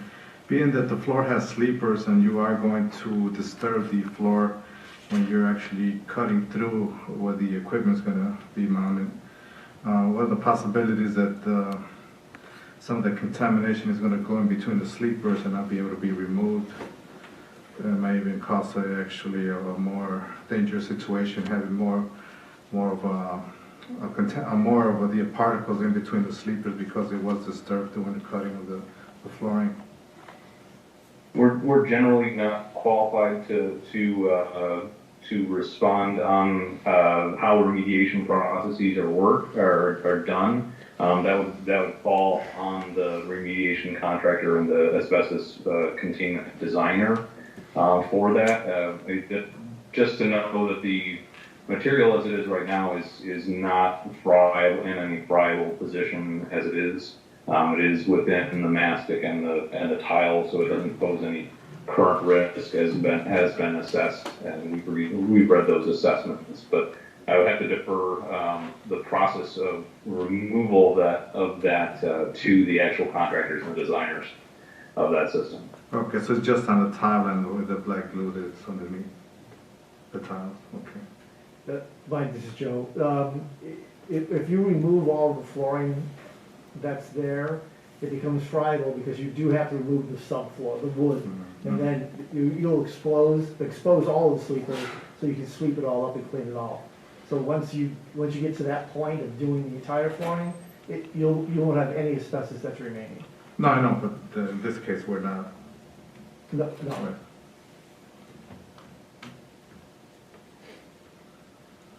I guess I have a question, and it's really just, I don't know, it's not even, I don't know, it's rhetorical. Like, as priority-wise, replacing the floors on the third floor, I mean, is that one of our priorities? I don't think that was one of our priorities. I don't think so. Well, it's more of a question of, when we looked at the replacement of some flooring is required because we're doing some mechanical work in those spaces. So, as Carl had described, we were doing a portion of it to make it look as intentional as possible in those rooms. But then, Gilbane came and said, when we examine the whole life cycle of the space, we are going to be incurring as a district additional funds to do containment on basically double contain that. So we went through the thought exercise of determining what would be the impact on the overall project if you just to save that additional containment and replace those floors. So essentially you wouldn't have to be coming back to the third floor for any additional improvements in the near future as well. And I would just like to add as well that the floor in the classrooms, which does differ from the terrazzo flooring in the corridors, but the floor in the classrooms is probably at or has exceeded, its kind of expected life. If you walk through the facility, you'll notice the condition of the floor in the classrooms, is probably something that would, in the future, warrant attention. And to your point, that you know, that's why we're listing this under a prioritization project as well, that we can discuss that further with the school building teams to understand what their priorities are here also, with the number of projects that we have outstanding, and also why an option for a reduced scope was there that would eliminate that need for the containment, either one or two rounds of it. All right, thank you. So if there's no other questions here, then I'll give a quick update on the hot water investigations. So we delivered a report to the district a number of weeks ago that detailed a fairly thorough investigation of the fixtures throughout the district, as well as a review of the work that was performed as part of Sequence 1. Identified in that report were some corrections to the Sequence 1 work that need to be performed by the plumbing contractor. A majority of those corrections have been completed, and since this slide was created, I do kind of have an update on item number 1 here. This morning, Parks and Will was on site at Proviso West, and we performed a thorough investigation of every single fixture in the academic wing, or buildings B, C, and D, all 3 floors, and we found that every single riser received hot water. Practically every fixture received hot water. There was actually only one fixture that we found that did not receive any hot water, and we will identify that and update to this report. But this includes all the student toilet rooms, as well as the second floor teacher lounges in building B and building D. We also tested the kitchen as well and found that to have hot water. Now that said, even though all these areas are receiving hot water, the conditions among the various risers the performance varies quite widely, likely due to the aging plumbing infrastructure, so it doesn't change the underlying condition of the system possessing galvanized pipe that is corroding and will eventually need to be replaced. So our steps forward are really to begin to identify areas that are high priority for replacement, and then based on that investigation and information, to develop a recommended pipe replacement scope that could possibly be included in Sequence 3. So does anyone have any questions on the hot water? I have a question. So are you performing just what the pressure of the water is at the end of the fixture, or you're actually going into the risers, and especially if they're galvanized and seeing, even though they might be 1.5 inches or 2 inches, they might be totally corroded and only give the pressure of a 1/2 inch conduit, 1/2 inch plumbing pipe, 1/2 inch galvanized pipe? So, sorry, so when we evaluate pressure, it's more anecdotal than we are connecting any equipment to it. We are measuring with a thermometer the temperature of the water coming out of each individual fixture. Now at West, where the fixtures are stacked, it's a little bit easier to figure out what risers are which, whereas East, it's a bit more complicated. And it's a bit more difficult to identify what's connected to each other. But each stacked set of toilet rooms and service sinks are receiving hot water. Like I mentioned, the performance of the individual fixtures varies quite widely. There are some fixtures that we notice having poor pressure, others having good pressure, and that likely is an indication of the corrosion of that pipe or an aged fixture or mixing valve. So what is the recommendation after this infrastructure assessment? What's it being done for, to replace the fixtures or to replace risers? Well, the entire system is constructed of galvanized pipe, so it will never stop corroding. So at some point, this infrastructure will have to be replaced. However, because hot water is making it to all areas of the building, it does allow us to take to recommend a methodical approach to replace portions of galvanized pipe. Obviously, you know, if you're going to replace fixtures and risers, you generally have to get in the wall, and that's usually a good time to replace galvanized piping. But that's kind of something that those details will be fleshed out as we work with the plumbing engineers and Gilbane, as well as available funds to identify a phased approach to this infrastructure upgrade. Okay, thank you.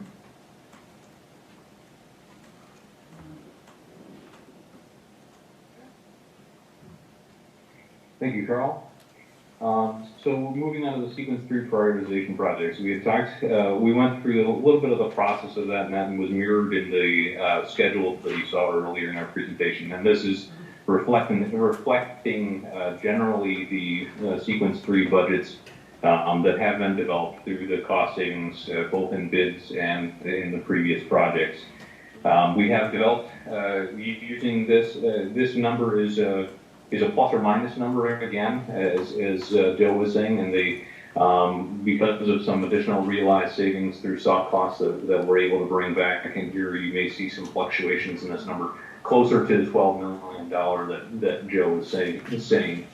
We've used the current allocations that were agreed on the board, and we'll be discussing the funds available to each school using a series of projects that were identified, working with LT and his team, as well as discussions with the engineers and Gilbane on items that have come up both from the priority projects in the 2018 FNMP, the HLS survey items that have not been completed to date, as well as projects that have come up through other discussions through the sequence 2 projects.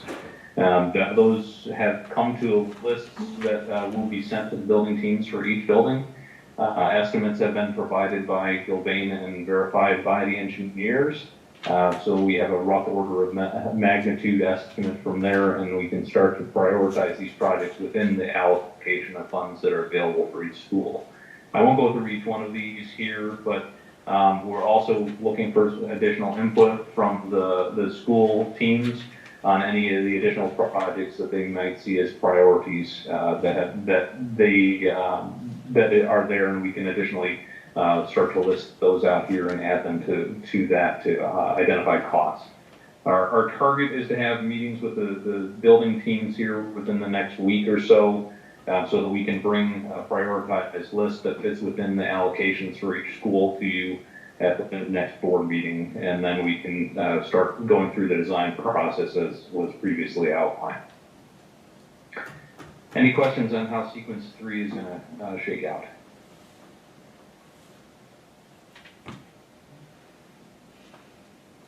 Okay, that will conclude our presentation today. Thank you very much for your time. Thank you. Thanks, guys.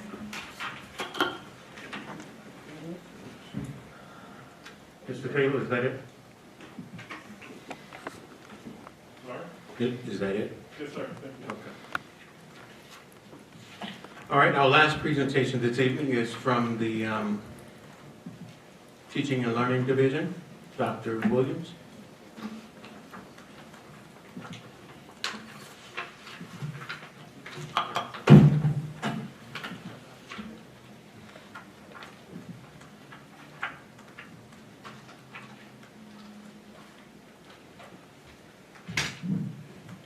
Good evening, once again. Thank our board and Superintendent Henderson for the opportunity to share our mission-critical work underway in the Office of Academics. We have 3 additional presentations this evening out of the Office of Academics. First, we'll have a high-level, data-driven overview of the Math and Science Academy admissions process presented by Dr. Anna Friedman. I do want to take a moment to acknowledge and recognize Dr. Friedman's work. Dr. Friedman wrote the Python programming language this year for all of the data, to process all of the data in the Math Science Academy admissions process, which I know we're all aware was an online process. I do want to take a moment also and recognize Kristen Chiganos, who did a phenomenal job. She's in the audience this evening. She is our director of the Math and Science Academy's admissions process, and she did a phenomenal job in two areas. Number one, just embracing the challenge of moving this entire process into an online system and being very thoughtful and intentional in working with our parents across the district, across our footprint, across our foundation schools to support the process. So I do want to introduce and bring to the mic Dr. Friedman, who will take us through a high-level overview of the data and the admissions process. Dr. Friedman? Thank you, Dr. Williams. And hello, board, and hello, Dr. Henderson. Dr. Freeman. Good to see you all. Good to see you. So tonight I'll be presenting at first just some general sort of summary data about the MSA program admissions. You see a set of tables here on the screen with the total number of applicants for the entire application process, and then I've broken it down by our foundation school applicants and then our non-foundation school applicants, our private school and our non-District 209 applicants. And you can see, of course, that the vast majority of our applicants are from the foundation schools, and only a small percentage are from non-foundation schools. Then it breaks down into the total invited, and then it breaks down by school, then the students that were not invited, and then the last category is what I call unfinished applications. Those are students who input an application form through our online form, but then did not submit any additional materials. It's an interesting data category. And before I start going into the next slides, I'd just like to preface them to say that because of the digital application process this year, we had an unusual opportunity to do some additional data analysis, some additional quantitative data analysis. Dr. Henderson, when he saw the summary statistics, had asked if it was possible to add race and ethnicity data to the data that we already had, and it took a little bit of wrangling, and I combined a bunch of different data sets, and I was able to then add in race and ethnicity data, and also to add in gender data. And also to do this slide, which shows the percentage acceptance by the type of school. Actually, take this off. It's a little bit hard to breathe and talk at the same time.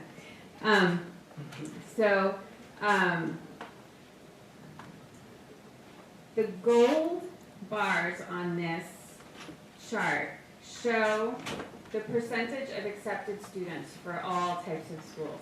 And this year we were able to admit almost 90% of applicants. Our applications were actually up significantly from last year. They were up about 10%. So we had about 10% more applications this year, which means, of course, that we accepted a little bit fewer percentage-wise than the year before, but that's because we had so many applicants. Then the gray bars are the percentage acceptance, the acceptance percentage, or the invitation percentage, because not all students accept our invitation. So it's the invitation percentage by foundation school and by non-foundation school, the private schools and the non-District 209 elementary schools. And this shows clearly that we're accepting students from our foundation schools at a far higher rate than non-foundation schools. And then 93% of our invited students from our foundation schools ended up being accepted. And 93% of our applicants ended up getting invitations.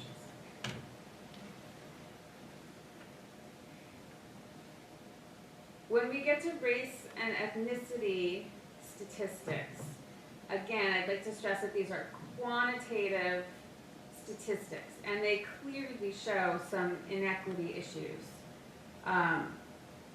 Quantitative data does not help us understand why these issues are there, but it gives us a foundation upon which we can do additional research to dig deeper, to find out more. So the data shows that Black students are not applying, they're not even applying to the programs, proportional to their representation in the foundation schools. And so the gray bars here are the the race and ethnicity demographic breakdown across our foundation schools. The gold bars are then the demographic breakdown across our applicants. And then the green are the demographic breakdown across those who are invited to attend an MSA program. And so Black students are being offered invitations at a slightly lower rate than would be proportional to the applicants. And Hispanic students are being offered invitations at a slightly higher rate than would be proportional. And again, this is just really the very beginnings. This is preliminary data. We hadn't had the opportunity to actually do this kind of data analysis before. And so this is sort of the first time we've really been able to see. I have a question. Sorry, can I ask now? I probably prefer to get through everything and then go back unless it's a quick question so we don't lose. I just want to make sure I'm understanding this. So if I'm looking at Hispanic students, out of all the applicants that applied to Math and Science Academies, 61% were Hispanic.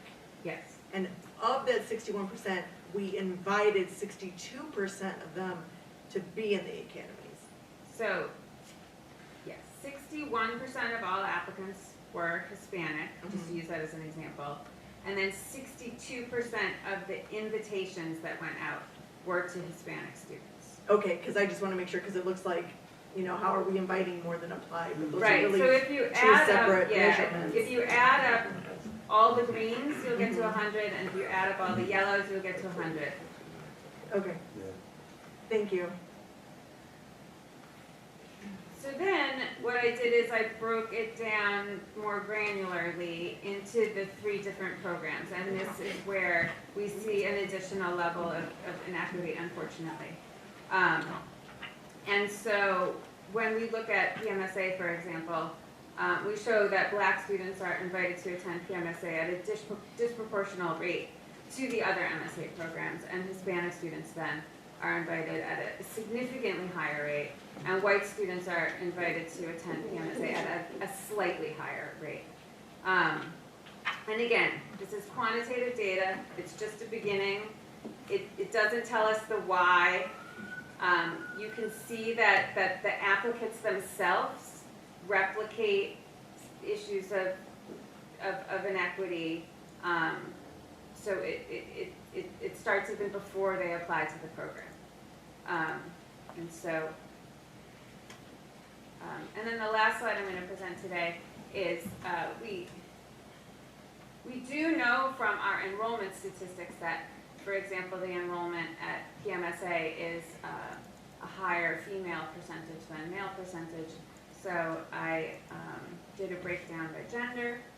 And again, I think it's interesting to compare the invitations and the applications compared to what the gender breakdown is in the foundation schools. So the gender data demonstrates that inequity extends beyond race and ethnicity. Significantly more female students apply to attend our MSA programs. And what's interesting here, though, is we don't have an extra level of inequity. So the percentage of females who apply is nearly identical to the percentage of females who get accepted. And likewise with male. And then what's also interesting is that on the not invited students, it actually does reflect the gender breakdown in parallel with our foundation schools. And so that is the last slide that I would present today, and I am happy to answer any questions. I'd like to know, do you have a handout for us with that material on it? We don't have a handout, but we could make one. We'll Sure. definitely get you one. Okay. And this is the first time that we've received all of this data. This is the first time we've really been able to compute it. The digital process, where we needed to assign unique identifiers, and we ended up doing that by their state student number. And so then that allowed me to be able to merge data that we have from other data sets together with the application data and be able to start the beginnings of this process. I can't stress enough that this is just the beginnings of an analysis. This is preliminary. Okay. Do we have any comparison data available? We don't really have much comparison data. This is the first time. You've opened up a can of Right. worms. You know we're gonna go. So I have a question. Well, I mean, it's important. Yeah, the community asked for this information years ago when Teresa and I approached Dr. Carvelis and Mr. Reich about extending the program to East and West. This was the data that we were looking for then, and we did not seem to have it. I mean, Dr. Carvelis and Mr. Reich did a great job of explaining the application process, and we were able to ascertain from the information that they had if there were any inequities in the application process, because the community's been asking for this for about, what, 2-3 years now? Yeah. And this is the first, about 4 years, and we actually, Mr. Bright, we actually had a meeting about this. And I would like to stress that the inequity is not necessarily in the application process. No, and we know. I think that's really important. Yeah. That the why could be many, many different things, and that's where quantitative research and things like focus groups and just a deeper dive into some of the other more granular quantitative data that's available. If you haven't already, get with Mr. Bryce. We already know, they explained it. They explained the application process clearly, and we knew exactly why the numbers were where they were as related to the black applicants and Hispanic applicants. And they actually even broke it down by the foundation schools and what the administration was doing or not able to do. So you guys may cross paths in some of the work that's already been done, and that was explained to us versus what you're doing right now. So if you haven't already, and I'm sure you will, they did an excellent job. And that's how we ended up with PMSA East and PMSA West from that conversation. And I mean, just from this, we see that we have to find a way to get more students to apply. Dr. Freeman, so I have a question for you. So this data reflects what school year? This was for the current applicant pool for next year's freshman class. Okay, so now that you have the actual, did you say you wrote the code or what did you say? So we changed the way, we changed a few ways that the applications, the sort of criteria. So I think you may remember that instead of both test scores counting, it was going to be one or the other, and it was the highest score of the two. And the existing database system that had been used to process those applications couldn't really handle that type of a computation.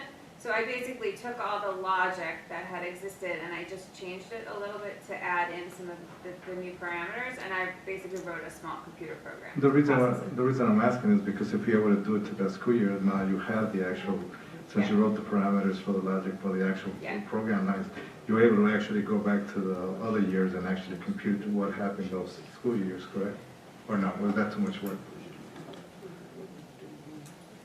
I'm just asking, I mean, since you're doing... No, that's a great question, and I love questions like that. It is not an unreasonable thought exercise to think about whether the data is there to be pulled to run through my algorithm to see. I mean, we'd have to change the algorithm back to reflect. It couldn't be the exact same algorithm because the admissions criteria were slightly different. But I mean, it's not hard. I would just... That's an interesting thought exercise. I'm just asking and see if the trend shows the inequity. If there's if the inequity is it's sort of a trend per school year. That's what I'm trying to look at. I mean, so we can see, has it been growing or has it been this trend that we currently have at this moment because of the code you wrote and used next year's class? Going forward, we can absolutely track the trends. Okay. Yes, going forward. Historical becomes a lot more complicated. Okay. But going forward, that is absolutely it's not even a possibility. I'm just saying because if you go backwards, you were able to find out the why, a big piece of the why. I'm thinking. Quantitative data doesn't really ever tell you the why. Okay. You really need the qualitative data.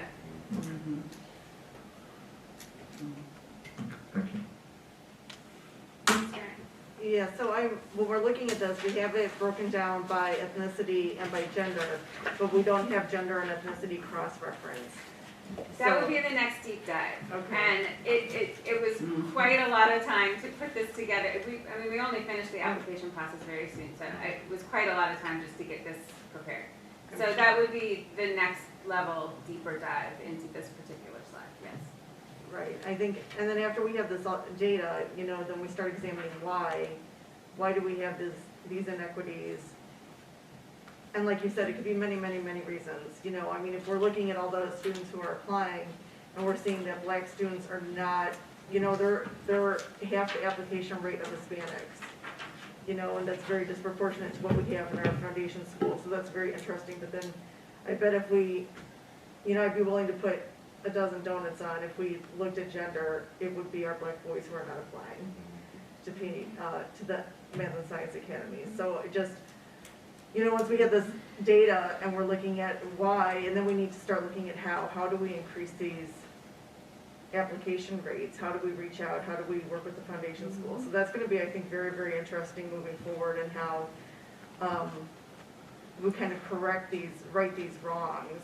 And I'm really glad that we're doing this and looking at it through an equity lens. It's very revealing. How soon can we turn this into actionable data so that we can come up with a plan? I will leave that to be answered by my colleagues. Yeah, 'cause it would be great. This is the second year. This will be the second cohort. So this will be the freshman class. We have the sophomore class going in starting next year. So this is 21-22.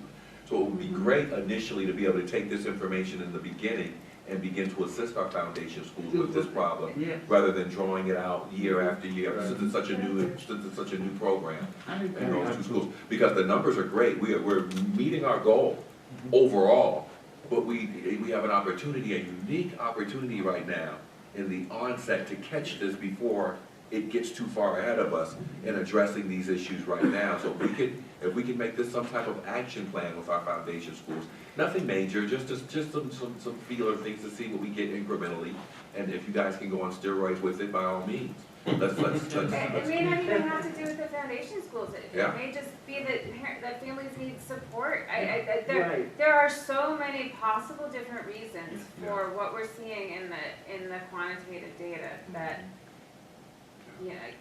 I don't think anybody should go too far into any one theory right now. Great. Dr. Henderson, what is being done in reference to making sure that the feeder schools are aware? How are we reaching these kids prior to when it's just time to apply? How are we promoting PMSA? I can't speak to the past, but I can share with you what we will be doing in the future. Okay. So I'm in talks with those superintendents every Monday. I've already shared with them about this data and what we need to do as a team to move this program forward, and ensuring that all students, particularly our minority students or African American students, are aware of this program. You see, what we've told our kids is that the bar is here, particularly black children.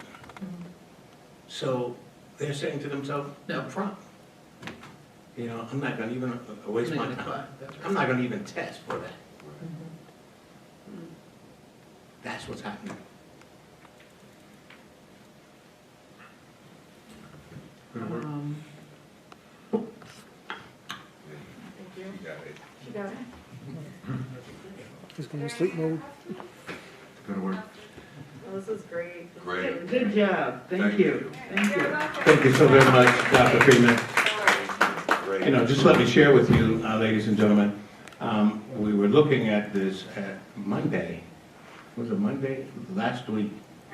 And Doc had been swamped doing so much work. And she said, Dr. Henderson, I'm not going to get the data until Wednesday, and I don't think I could have this, And then I heard Dr. Mitchell, Greta Williams say something about, oh, Doc, we won't be able to have this until Friday. I want you all to know that Dr. Freeman got that data Wednesday night, I had this report. And I want to thank her for making it happen. Thank you. Now just give us our handouts. Right. We'll get that taken care of for you. Dr. Freeman, one of the steps of an effective school board is data-driven. So we need more. I believe we soak this stuff up. We love it. It gives us very good, real talking points for the community where we can show them exactly where we're trying to go and where they can assist us. So you've done. This is great. You all know I love this stuff too. Like this makes my geek heart happy, right? I mean, even if the data is somewhat depressing, it's still the process. Well, yeah, we got to start somewhere. Yeah, we got to start somewhere. So gives us some goals.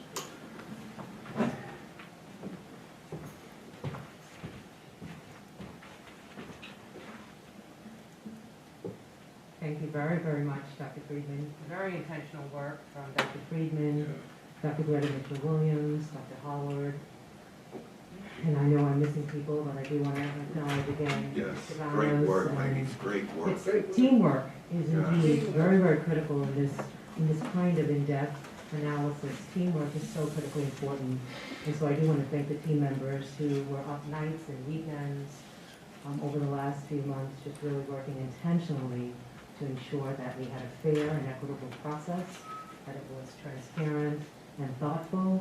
And so once again, I do want to thank Dr. Friedman for sharing the data, but I want to thank the team for the intentional work because it did take a team. And please, if I missed any of our team members, please just acknowledge that it's my head right now, not my heart, because I do say thank you for the work that you're doing. Our second presentation this evening from the Office of Academics is from our very own Dr. Greta Mitchell-Williams, who is our Director of Curriculum Assessment and Program Evaluation. So Dr. Mitchell-Williams took a very thoughtful approach with our calendar this year. You have the action item in the board packet for the 2021 calendar.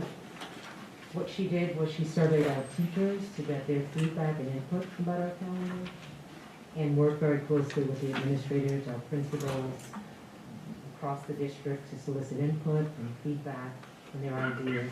And so she's going to share the work on the calendar this year and the information specific to 21, 22 in that calendar. Thank you, Dr. Mitchell-Williams.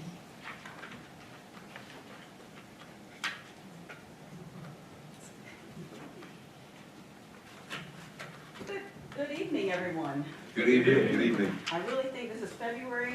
It's been almost a year since I have been at a board meeting in person. This is often feeling a little weird now. As Dr. Williams said, I did survey all the teachers of the district about especially one particular issue, and I'll talk about that in just a moment. So we did get teacher feedback and feedback from the teachers union about this as well.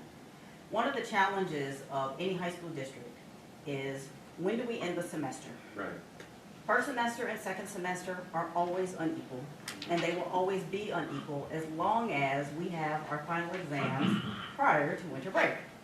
But in a survey I sent out to all teachers of Proviso, 196 teachers responded, said, yes, we want finals before winter break. Only 16 responded, we want it after winter break. So the verdict is in.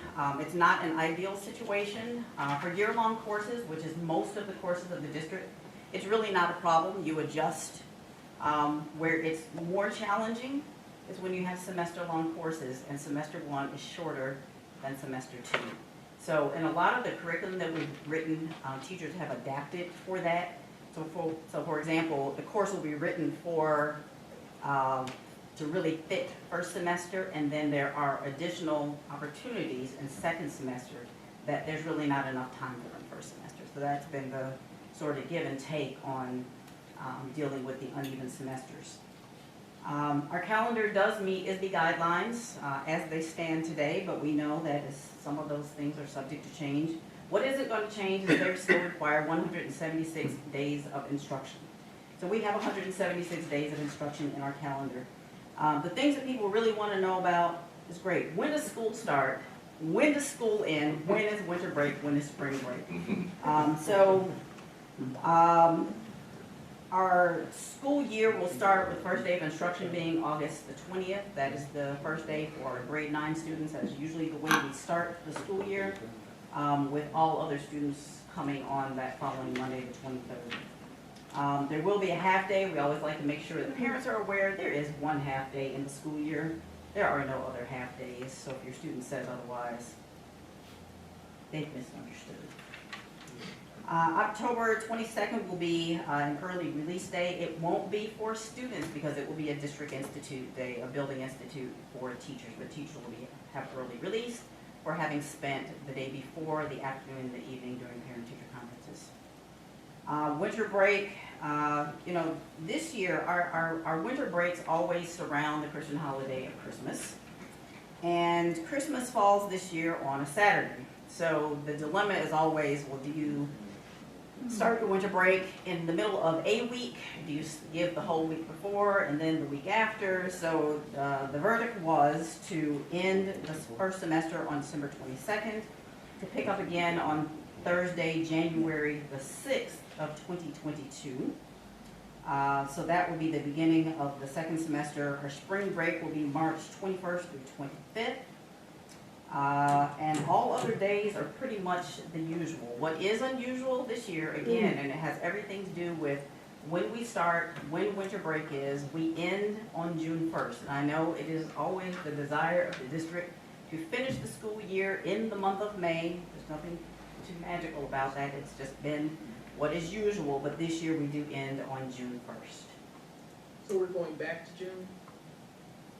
Well, to get 176 days from August the 20th,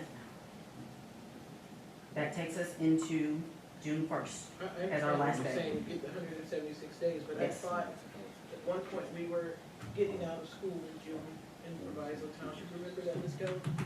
It's not that it hasn't happened before, it just has No, been it's not that I several wasn't years getting at since that has time, happened. too. Does that include any snow days?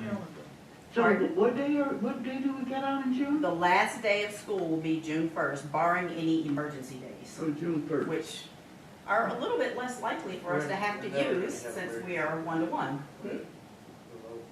We are very capable of giving a remote instruction, so we are less likely to need those emergency days. But we do as ISB requires, and those emergency days are built into our calendar. We just hope not to use them.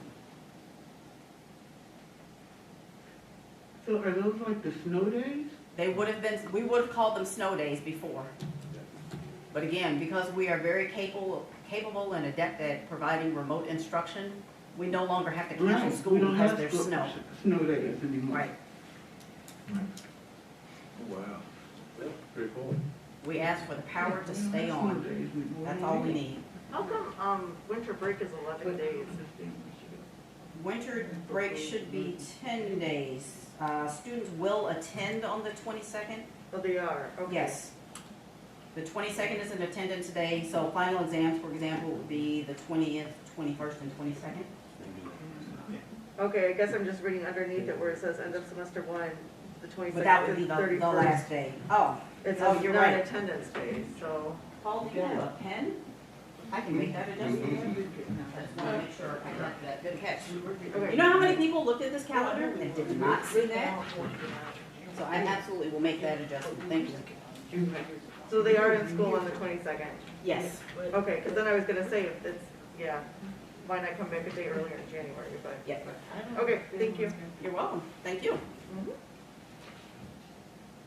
Any other questions? Happy to entertain. Just one question. Why did you say we have the 5 proposed emergency days?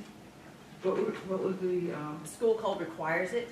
Oh, school code requires. Must have the calendar, code school calendar rules require that we have 5 emergency days built into the calendar.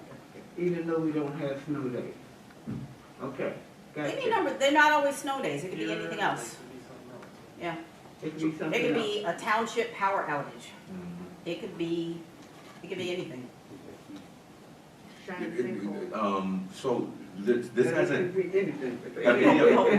have any of the, so this is not just in school, this is inclusive of remote learning also. They haven't given us specific instructions for either or, so we're left to our own to determine like emergency days. And then what does that do contractually, Mr. Gleason? Is the union going to, are we gonna be able to do that blended thing? Is that gonna be a contractual issue where we're saying now, okay, we have the ability to remote learning. So now what we would usually do as it relates to canceling a school day, we're gonna require you to stay at home and work, and we're gonna require the students to.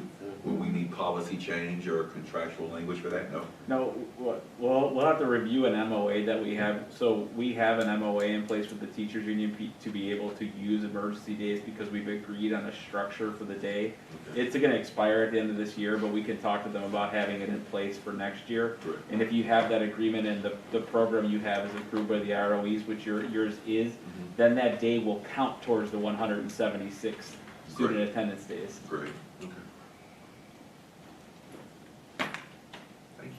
Thank you.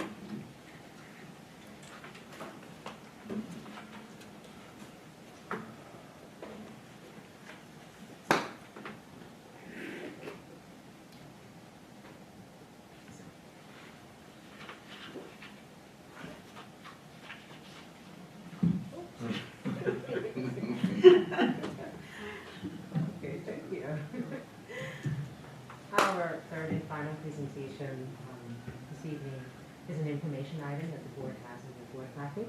It's presented by our IB, our International Baccalaureate Coordinator, Mrs. Rebecca Tanaka. And Mrs. Tanaka has just been so intentional in this International Baccalaureate work across the district.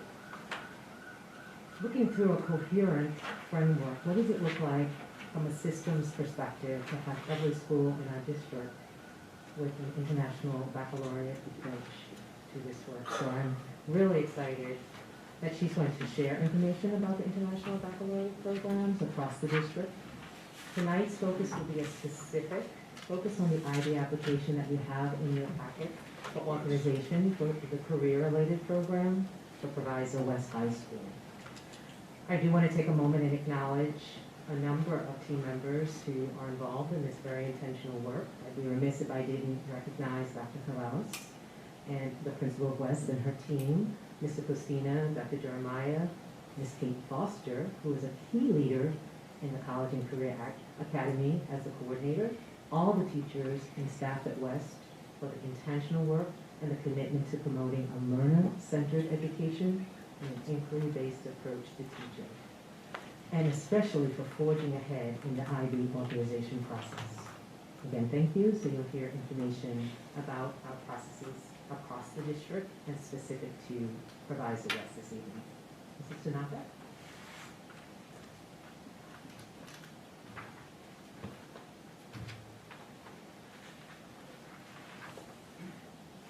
Good evening, board. Thank you so much. Good evening. Good evening. All right, well, I'm here to give you an IB update, and so what I have for you is a slide for us to kind of take a walk through East, West, and PMSA, because there's wonderful IB work going on at each of the schools now. And then we also have the very exciting news about the IBCP application, which is going to be submitted, which we have a copy of in your packet tonight. So I'll start first with Proviso East Math and Science Academy and Proviso West Math and Science Academy. We have been working with the teachers and with the building leadership to really start to introduce this program, the IBDP, because we are in candidacy for the IBDP. And so we are working collaboratively with the teachers. We have had some parent meetings, some parent guardian meetings in the evenings, a chance for parents and guardians and their students to connect online with us to learn a little bit more about the diploma program. And then we also have our teachers who are going to virtual trainings for the IBDP, which is part of the process of the authorization process. In terms of future things that are coming up, we do have next week, actually on Tuesday, we have a virtual consult with our IB consultant, Ms. Lero Etter. She'll be joining us from Canada through video conferencing, and so she'll be able to talk with our PEMSA and PWMSA teachers just to kind of talk about IB philosophy, answer any questions that they may have as it pertains to their courses, and to kind of help us frame our next steps, if you will, for this process. Then we're also going to be working with the counselor who works with the PEMSA and PWMSA students, Ms. Araceli Avila, to focus on the IB Learner Profile. So the IB Learner Profile is a series of 10 traits, and I think that's a great place to start with students. Traits that the IB thinks, and that we as IB educators think, set students up for success in our 21st century global economy. And then later in March, there will be an opportunity for me to dialogue directly with small groups of parents parents and guardians in a roundtable type format, probably online, a chance for me to talk more specifically with them, and then to learn and to share more about this fantastic program. So that's what's going on at East and at West. And I'll come back to the IBCP in just a moment because I want to make sure that I highlight that work. And then lastly, Proviso Math and Science Academy. They are in the process of going through their 5-year review. So every 5 years, the IB program asks us, or the IB organization asks us, to take a look back at the work we've done for the last 5 years, or 6 years, and then where are we going? What's our next steps? And so up to this point, we have been working very closely with our teachers. We've been collaboratively working with them, with the administration and other district stakeholders, to kind of do that deep dive, if you will, into the IB program and where it's come since we got authorization in 2016. We've also, due to the ongoing pandemic, we have had to kind of pivot and change the way the process typically would work with face-to-face conversations, roundtables, literally roundtables where people are seated with one another.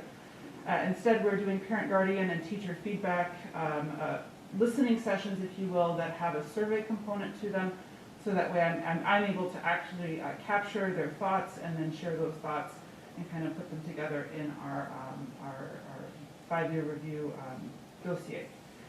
Upcoming for PMSA, we're going to be doing, again, some roundtable discussions. I have some wonderful DP2, some second-year seniors who are helping me as part of their CAS project, their Creativity Activity Service project, helping me to organize that parent and guardian evening happening in a couple weeks.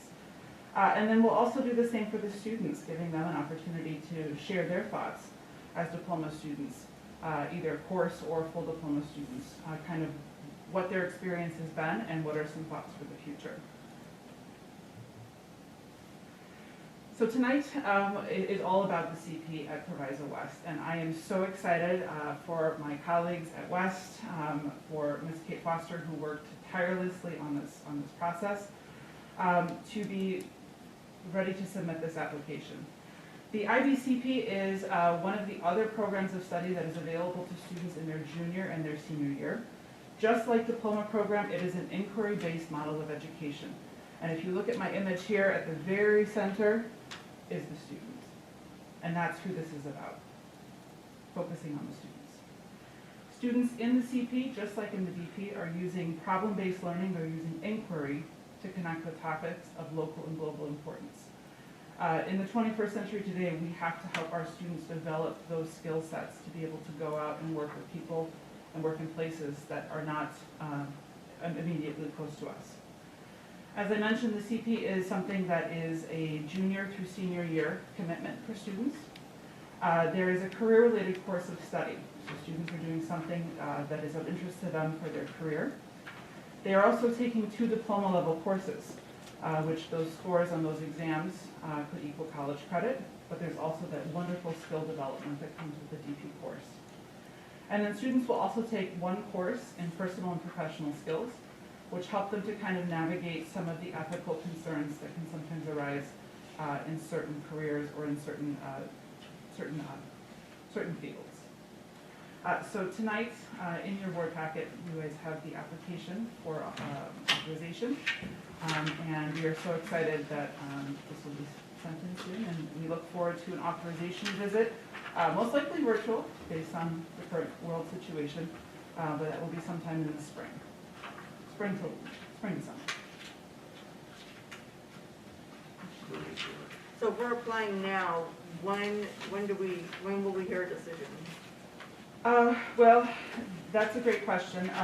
With the pandemic, I don't know for certain. It's all dependent on when they can schedule the virtual the virtual verification visit. Okay. And then there's a report that's issued after that. And so typically it's in the vicinity of them. So from what I'm hearing, the visit may not be scheduled until they're able to work out the logistics of the video conferencing. Okay, and then moving forward, you know, hopefully we get this and this goes through. How many students can we accommodate in this program? So I believe what the plan is for about 60 students to be starting preparatory coursework for this program next year in the fall. So students are in the process of, some of them have applied, they're still actively recruiting students, and then the idea is then in the fall then that they will begin preparatory coursework for the IBCP.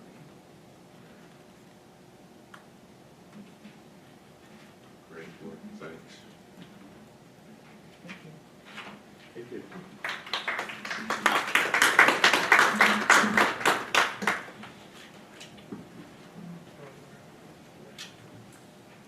So thank you very much. This concludes the academics report this evening. We do appreciate our superintendent for allowing us to share such mission critical work, and we appreciate our board for honoring and supporting this work in a very intentional way. Again, we have an action item for the school calendar that was presented earlier by Dr. Greta Mitchell-Williams, and an information item for the International Baccalaureate Proviso West authorization document. Thank you again. Have a good evening. Thank you. Thank you, Dr. Williams. Thanks, Dr. Back up to you, sir, Mr. President. That's it? Okay, great. Moving right along. Thank you, guys. That was a great information, Doc. Great work. Inspiring, motivating. Good stuff. Good stuff. All right, moving on to the consent agenda. Are there any items to be pulled from the consent agenda? Let's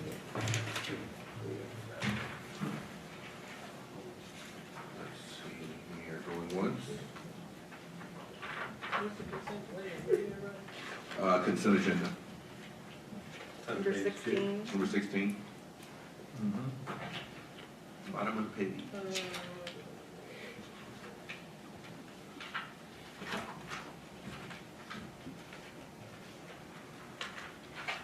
Are we voting on the calendar today? Are we doing one out? Voting on the calendar for next school year? Yes. Yes. That's an action item. 16A.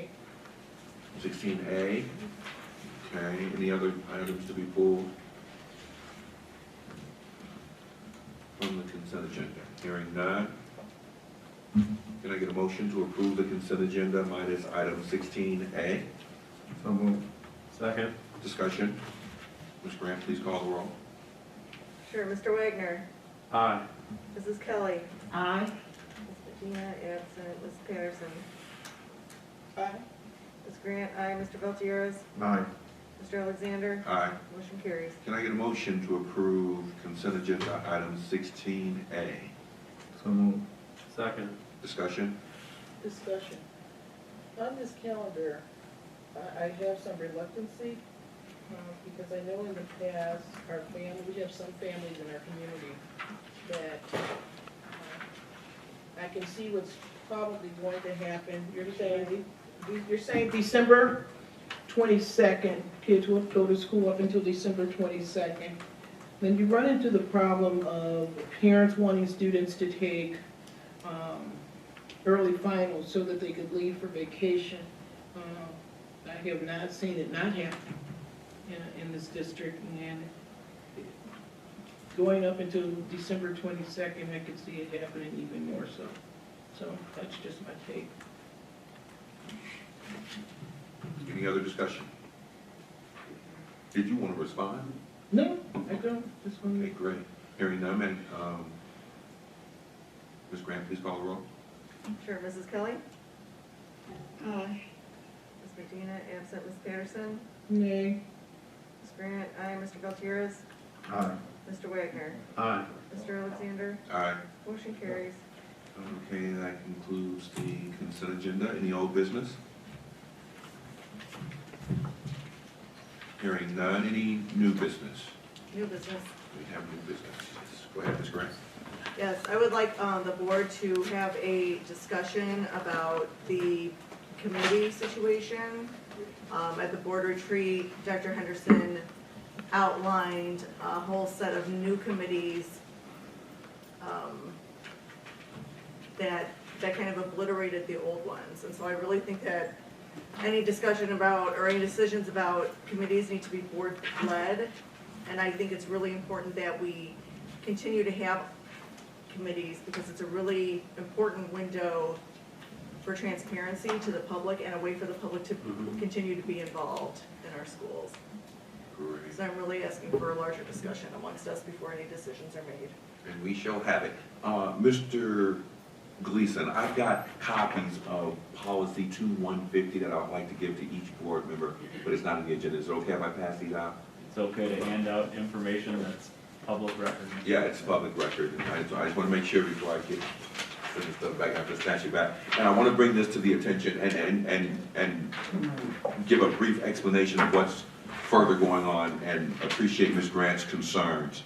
We have policies on the board to deal with just about everything that we're going to talk about up here. And when board members have concerns, I always rely and refer back to policy because that's what governs our board. So we have policy that determines how the committees come about, the duration of the committees, the types of committees, and what those committee functions should be. We do our best as a board to work with the superintendent in recommending and taking those types of considerations into what types of committees we want to form and what purpose those committees have. So I passed out policy 2150, which the community can find at the district website under Board of Education, and then there's a policy section. So that's at the district website if you wanted to look at the policy for what the discussion will be tonight. But I want to go through it really quick so that we're all on the same sheet of music. It's my understanding as the board president that the president, according to the policy, approves and assigns the committees. That's it, that's all. The board does not vote on committees.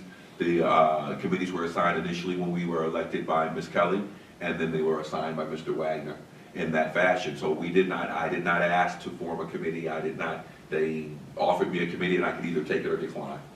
Up to this date, I think the only board member that has not had a committee is Ms. Patterson at this time.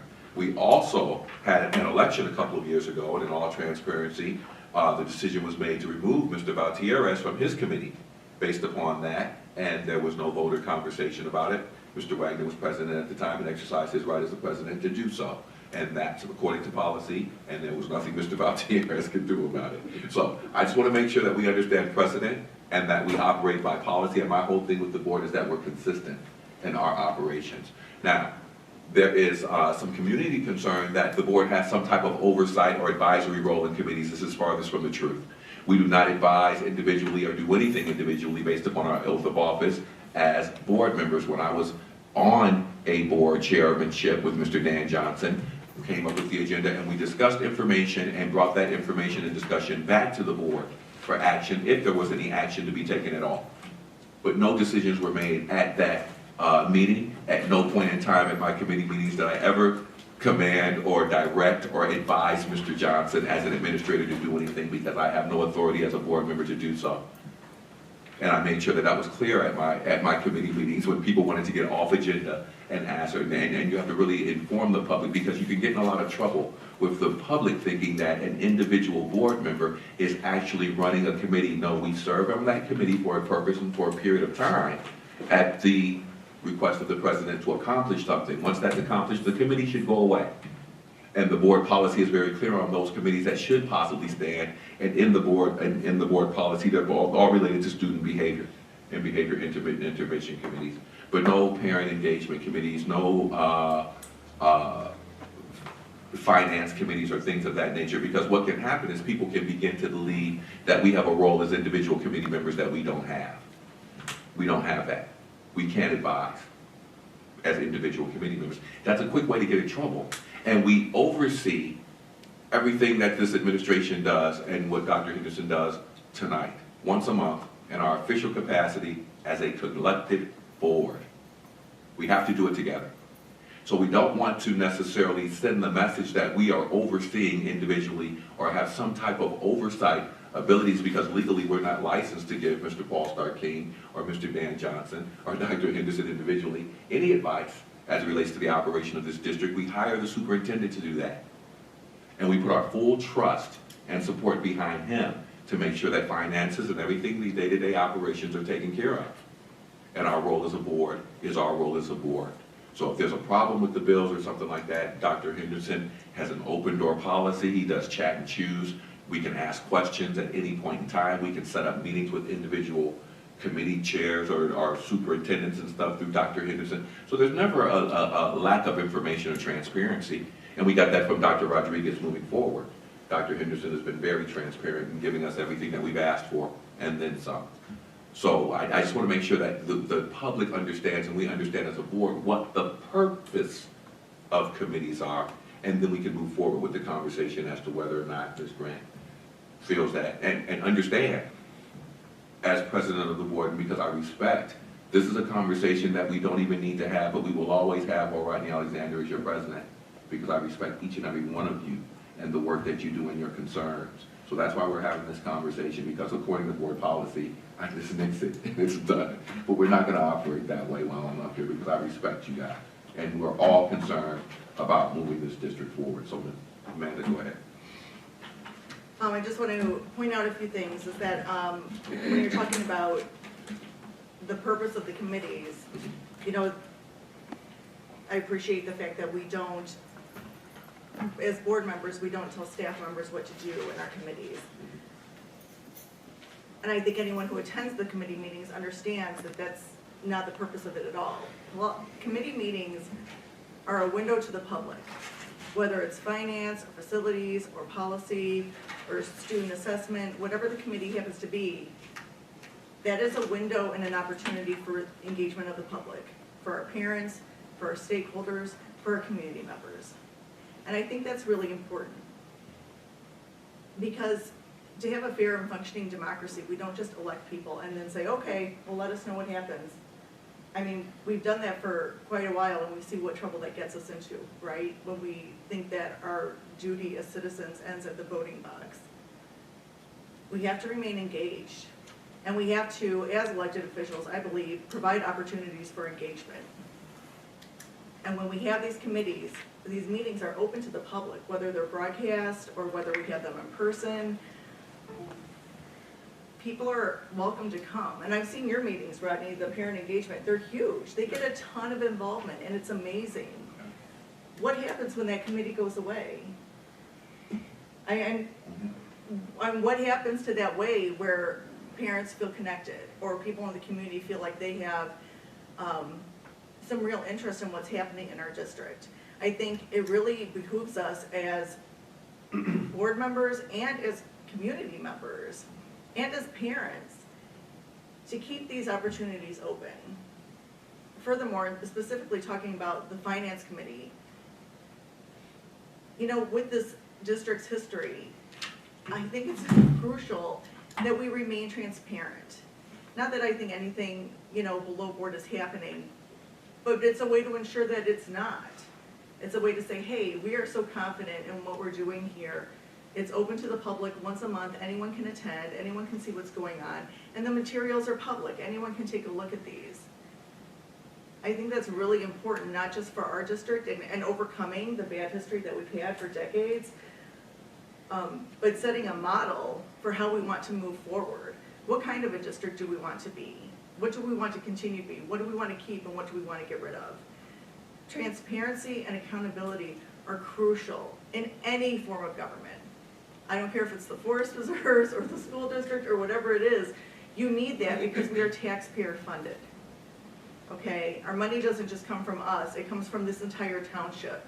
And we're accountable to everyone in the township. So much so that I want to read this board member oath of office. And I know you've been really big, and we read it and we talk about it, and it's now, Rodney has made that he ensures that it's in every board book. So it's in front of us every single time we meet. And I think it's great, and I want to read it. I do so solemnly swear that I will faithfully discharge the duties of the office of the member of the Board of Education of Proviso Township High Schools District 209 in accordance with the Constitution of the United States, the Constitution of the State of Illinois, and the laws of the State of Illinois to the best of my ability. I further swear that the very first thing outlining the duties, I shall respect taxpayer interests by serving as a faithful protector of the school district's assets. Before it talks about governance, before it talks about no individual board member having any kind of authority, before it even talks about accepting the responsibility for my role in the equitable and quality education of every student in the school district, it is talking about the school district's assets. Because if we do not make sure that these assets are spent wisely and properly and legally and in the best way possible for our students, then we can't accomplish anything else on this list. Right? If we didn't work so hard to get our finances in order and have those bond sales and not go to referendum on the citizens and taxpayers of Proviso Township to get our $70 million to do the master facility plan, we wouldn't have all this great new construction and new projects happening, right? Before we can even offer any kind of quality education to our students, we have to make sure that the finances are there and being spent to that purpose. That's how important it is, that when you're taking the oath of office to sit up here, number one is listed as being a good fiduciary agent for the taxpayers of this township. It's not number one by mistake. It's intentional, and we need to be really mindful of that. Whatever committees we have or don't have, who's in charge of them or not, every single one is an opportunity to keep our community engaged and make sure we are accountable and transparent. And finally, I do want to point out that in the board retreat and in our chat and choose, Dr. Henderson has been showing us a list of schools that we've been compared to for certain things that he would like to accomplish. The majority of those schools have finance committees as part of their board functions. Morton, Lyons Township, Oak Park River Forest, Ridgewood, Riverside Brookfield, Maine, New Trier, Niles, Northfield, Evanston. All of these districts that he's using as comparison, that you're using as comparison for other things that you want to accomplish, all of these boards of education include a finance committee, as well as other committees that they have open to the public. But I check the finance committee. This is important. If we say we want feedback, if we say we want the community to be involved, if we say we want the stakeholders of Proviso Township to take an interest in our students and our schools and the future of the youth here in our communities, we have to continue to give them the opportunities to get involved. I'm asking this board to reconsider removing all committees, change them, that's fine, change who's at the head of them, that's fine too. But we have to remain transparent and accountable. Could you just give me a few of those other names of schools? I know you said Niles and Oak Park. Sure.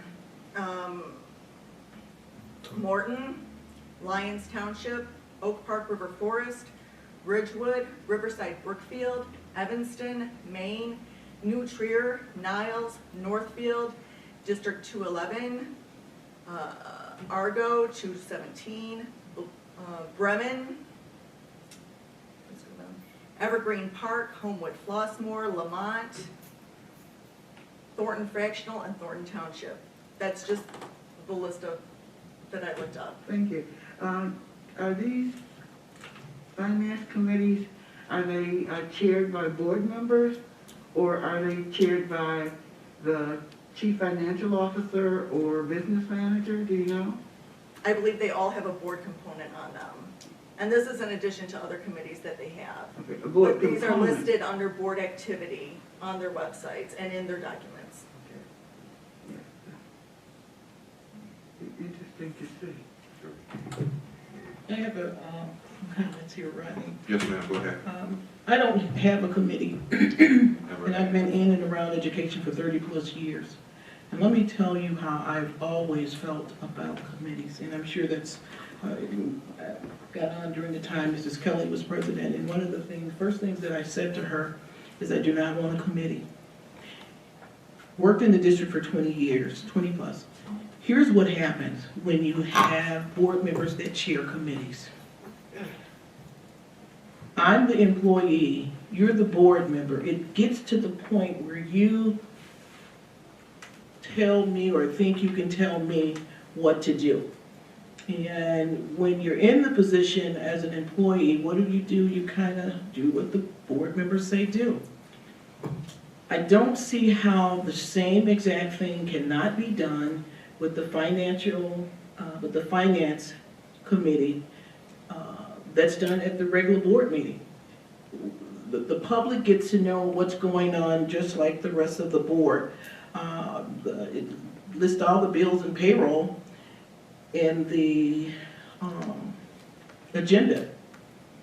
So I don't understand what it is that they would be getting differently at the board meeting than if we had a finance committee meeting prior to the board meeting, because and I have attended them, that's all I see. Everything that's going to be presented at the regular board meeting is presented at the, I guess I would call it committee of the whole meeting. It's not like you a chair where you go in to the chief financial officer's office or the business manager office and look and see what's coming in, what's going out. That's not what's happening. What's given to us as board members is bills and payroll. As a fiduciary officer, it is our responsibility to vote it up or down. I also look at the fact that we are paying a superintendent a nice penny, in my opinion. And if we're going to hold him accountable, then we have to afford him an opportunity to do his job. And his job is making sure day-to-day operation is run the way it should be in a school setting. And so I just don't see a need to have a chair of the finance department or chair of the finance when everything that's presented at the board meeting is presented at the chairs, at the meeting where you're chairing. I also go back to Sam Valterez, who is qualified, who has credentials when it comes to construction, that was removed from facilities master plan as the chair. There was no questions, there was no discussion, it was just done. Teresa Kelly was personnel and security, if my mind serves me correctly. There was no questions, there was nothing. And so all I'm saying is, one, I don't believe in committees. That's me. Because you're paying someone to oversee that type of thing. What is presented, and I'm repeating myself, what is presented at a board meeting as far as the finance, that's the same exact thing that's presented in a committee meeting. So there's nothing different that the public wouldn't see at the committee meeting versus the board meeting. And so yeah, that's my take on that. Thank you, Ms. Patterson. Nat? Sure. Well, I want to preface my statement by saying that I completely understand that this is your decision as president, right? So I'm not trying to usurp any of this because we're having this discussion. It's open for us to have conversations. Right. I want us to have Yeah, conversations on okay. that. So I guess I kind of have, I think that, like one of the phrases in the policy refers to special board committees, and when the purpose of that committee is complete, you dissolve the committee.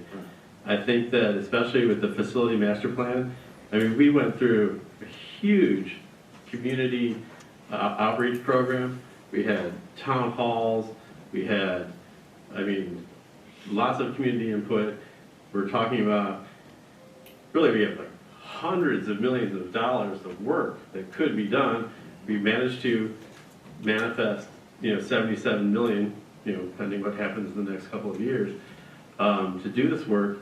And it's really, I'm not running for office. I can say goofy things like it's a once-in-a-generation opportunity for the school district.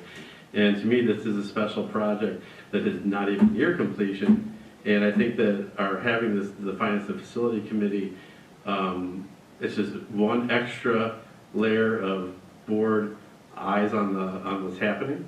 And I think it has been very successful. I mean, the work that's being done has been at such a high level and at such a great value that I would not want to change that. I think that we are only 1 year out from not having a financial oversight panel from the state that was here for 10 years. And the main reason they left was because we put together a facility master plan that was funded, and we have a 5-year financial plan. I don't think, so and then also this is the last time we had a construction project of any magnitude, and we're still in court over that. And that's because something, I don't know what happened with that construction project from 2014, right? So this school district has a history of not doing things right on a large scale. And so to me, I mean, I'm a big proponent of at least maintaining the Finance and Facility Committee, because I think it's very important, especially with the administrative restructuring that's going on. It would help with, continuity. But once again, yeah, I guess that's my opinion. Thank you, sir. Anyone else? Yeah, so I just wanted to briefly just reiterate what the policy 2150 committee states, and then I'll add a comment after that. So it says the Board of Education may establish committees to assist the board governance function and in some situations to comply with state law requirements. So as a board, as a whole, we take a vote on that if we assign the president to assign the committees, but we as a board decide if we should have committees or not. No, you don't. That's what it says here. The Board of Education may establish committees. So as a whole, Mr. Gleason, as a whole board, we decide as a whole board. The president just decides that the committees are assigned, but we have to give direction to the superintendent if those committees are actually, am I interpreting that correctly? The Board of Education may establish committees. It doesn't say the board president. Okay. Correct?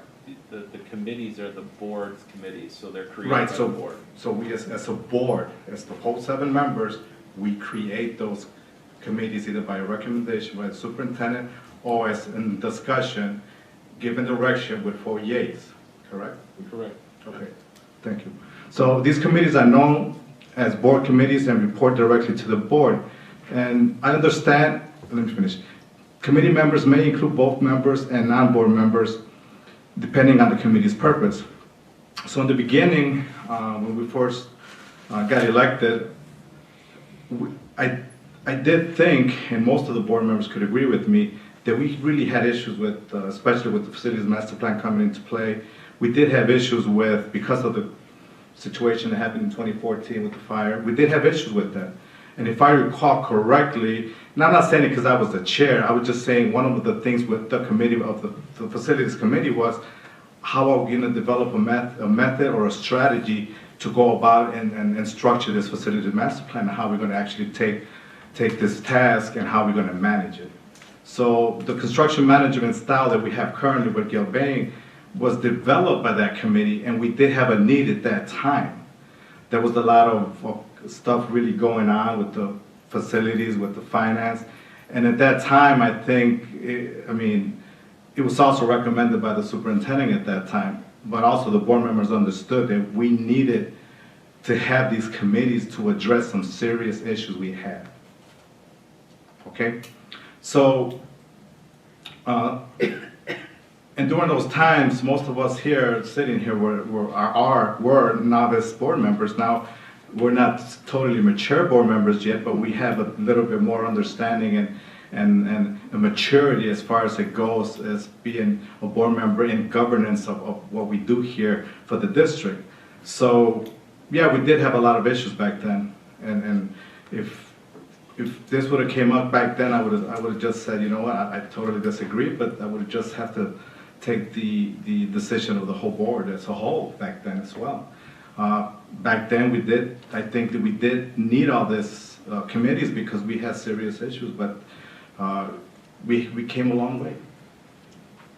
We have Gil Bain managing the construction of our facilities master plan. We have this chief financial officer working with the facilities people to get this working together. And because of the pandemic, maybe Rodney's committee can no longer meet like they used to meet, maybe on Zoom or Teams or something like that. But I think we're at a point where change is good. I was telling one of the board members, I was like, you know what, if I was one of the chairs sitting in one of the committees, I really wouldn't agree, but I think to do what we want to do, but at this point, as a mature board member, I think that it is time for change. The trust is there. We have established a good strategy, good methods in place to actually continue with the hard work we have. And it's not like we're totally getting rid of the committees. We're actually establishing other 8 committees that includes one important one, which is policy. And the other committees that are going to be established are directly linked to policy because that's the way we're able to make our decisions based on policy. And in order for me as a board member to make my superintendent, the only employee we have here as a board collectively accountable, is to accept the recommendation of what he's recommended to reestablish or reform the committee style. We're not totally getting rid of our committees. It's a new way, a new plan, and mostly geared towards policy, the way we govern through policy. And I'll finish with this, when I was the chair of the facilities committee, I took each of the directors of each school and I talked to them. I told them, you know what, I'm not your boss. Don't be afraid to say anything in front of me. Yes, I know construction, but I don't know all construction. We got to work together. And if I ever say something that makes you feel offended, that makes you feel like you got to do what I just told you to do because I know my job, I want you to just tell me, Sam, I disagree with you. This is about the whole. It's not about you and what you know. It's about what's benefiting the whole district. And I had to talk with each and one of them, individually, alone. I called them after the meetings and I let them know that I'm not, because sometimes, I'll be honest with you, I could sit there and say, well, I really don't agree with that. And the architect already made the drawing. He spent hours, 30, 40, 100 hours on that plan. If I say something like that, back to the drawing board. Why? Because, the board member said, they'll go on the corner and talk about it. And I did it unintentionally, knowing that that's my job and that's what I do every day. And I didn't want that, and that's why I had to talk with them. So, to make a long story short, Dr. Henderson is just gearing us to a different way, different method, different strategy to keep the board moving forward. If I was still sitting in the facilities chair, as a facilities chair, I would gladly sit because I got to make him accountable. I will gladly do it even if I disagree a little bit because it's for the benefit of the whole. It's not about Sam's facilities committee. It's not about Sam's chairing the committee. It's about what benefits the whole district. So even if I disagree, I will still sit because I want to move to the next level. Thank you. Thank you, Sam. I got one last thing. Dr. Henderson, what I will say to you is you're responsible for running day-to-day operations. That's correct. And I'm going to let you know with everything that I have in me, I will hold you accountable because the chair of a finance or facilities or whatever can't tell me anything. It's going to be you. And so it's a matter of trust, and it is your responsibility to inform this board, be very informative up front, because at the end of the day, you will be held accountable. Thank you. I want to be held accountable. Ms. Kelly? Well, you know, I've been on this board with committees and without committees for about, I'd say about 15 years. We weren't allowed to have any committees. And we had the same policy, but they were not, the president wouldn't assign them. They would not assign them to anyone. So we were not able to have a committee. Now, and then when I look back on it, I can see why some committees can be dangerous, and some committees are good.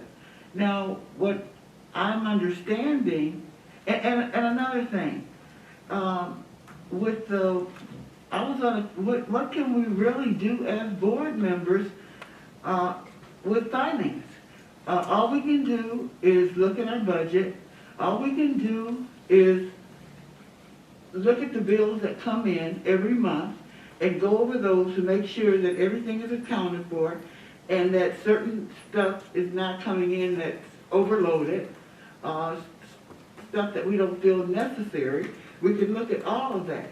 I sat here on this board and a contract was signed. And the contract was signed by the superintendent at that time and the president of the board.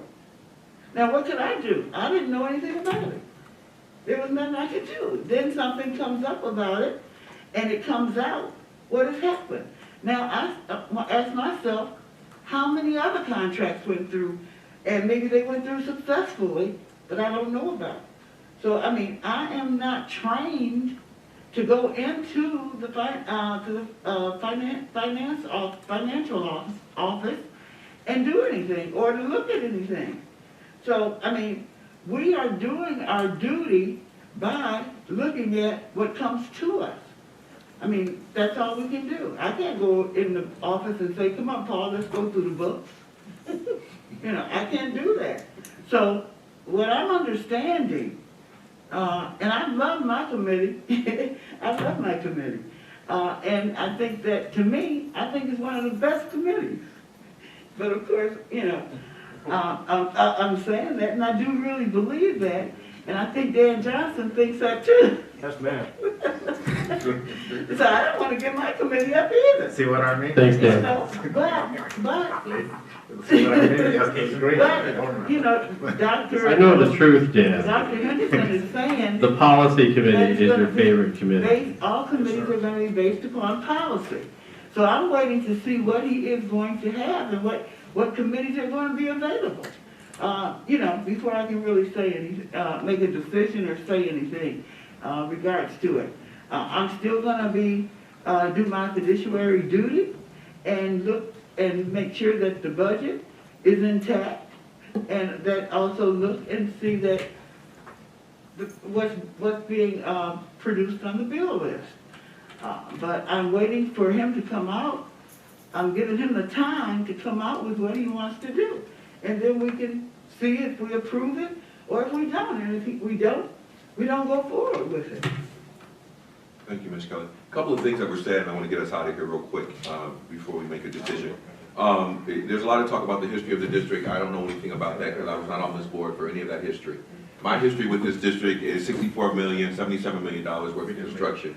My history with this district is the removal or leaving of the FOP, and I think every board member up here is a part of that history. So I have no responsibility or bear no accountability to the public about a history that I was not a part of, nor will I try to appease them about a history that I was not a part of.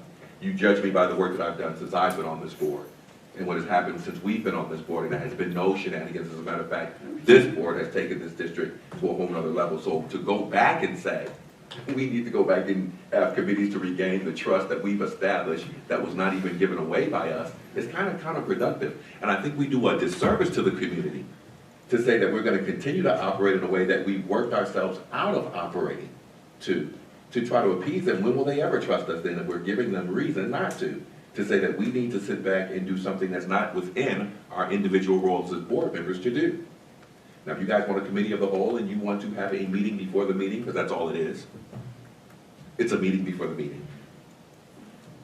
Okay. I think Ms. Medina asked for 2 meetings 4 years ago, and she's pretty much got it right now. Because what we do right now with finance and facilities master plan is we have a meeting before the meeting.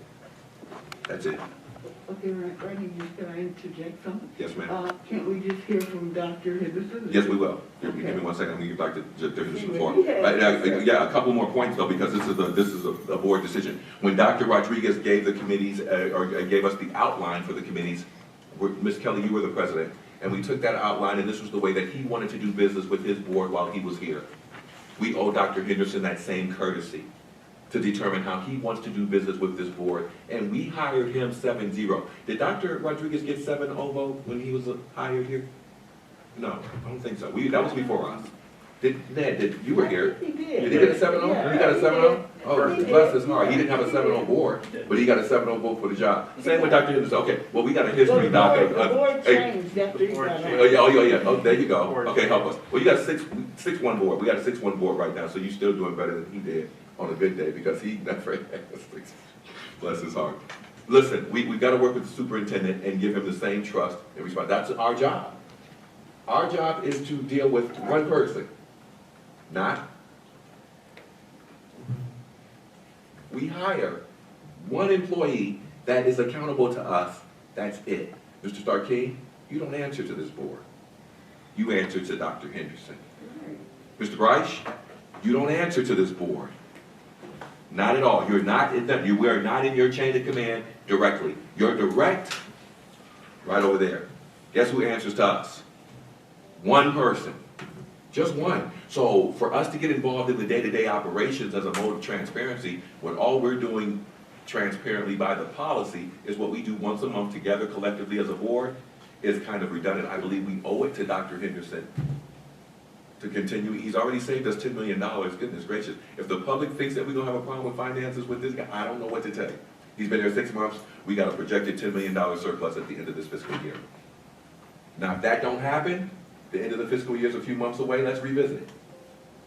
If he messes up, let's revisit it, and we won't be revisiting it for doing anything outside of what our duties are. We will revisit it for doing and working on what went wrong and how we fix it, if in fact that happens. But until that happens, or unless that happens, I believe we owe him the same respect to take his suggestions. So guess what?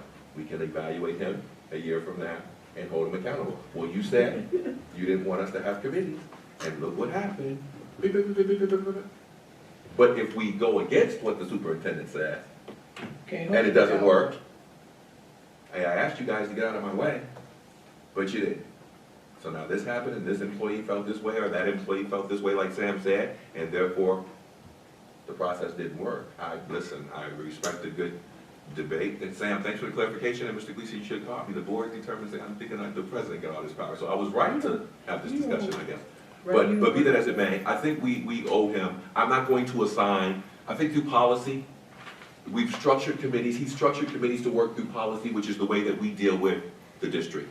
We create the policies that are necessary and required per law, code, and everything to give them what they need to administer the day-to-day operations. So if there's an issue with finance, we got to look at it as a board through the policy spectrum. If there's an issue with parent and community engagement, what's the policy say? If there's an issue with personnel, what's the policy say? We operate through creating policy, not day-to-day operations. And we don't have a fiduciary responsibility to the public to be able to tell them what finances do. We have a responsibility to make sure that the bills are paid. I'm not a finance person. I couldn't go into your office, Mr. Starkey, and understand anything, wouldn't want to.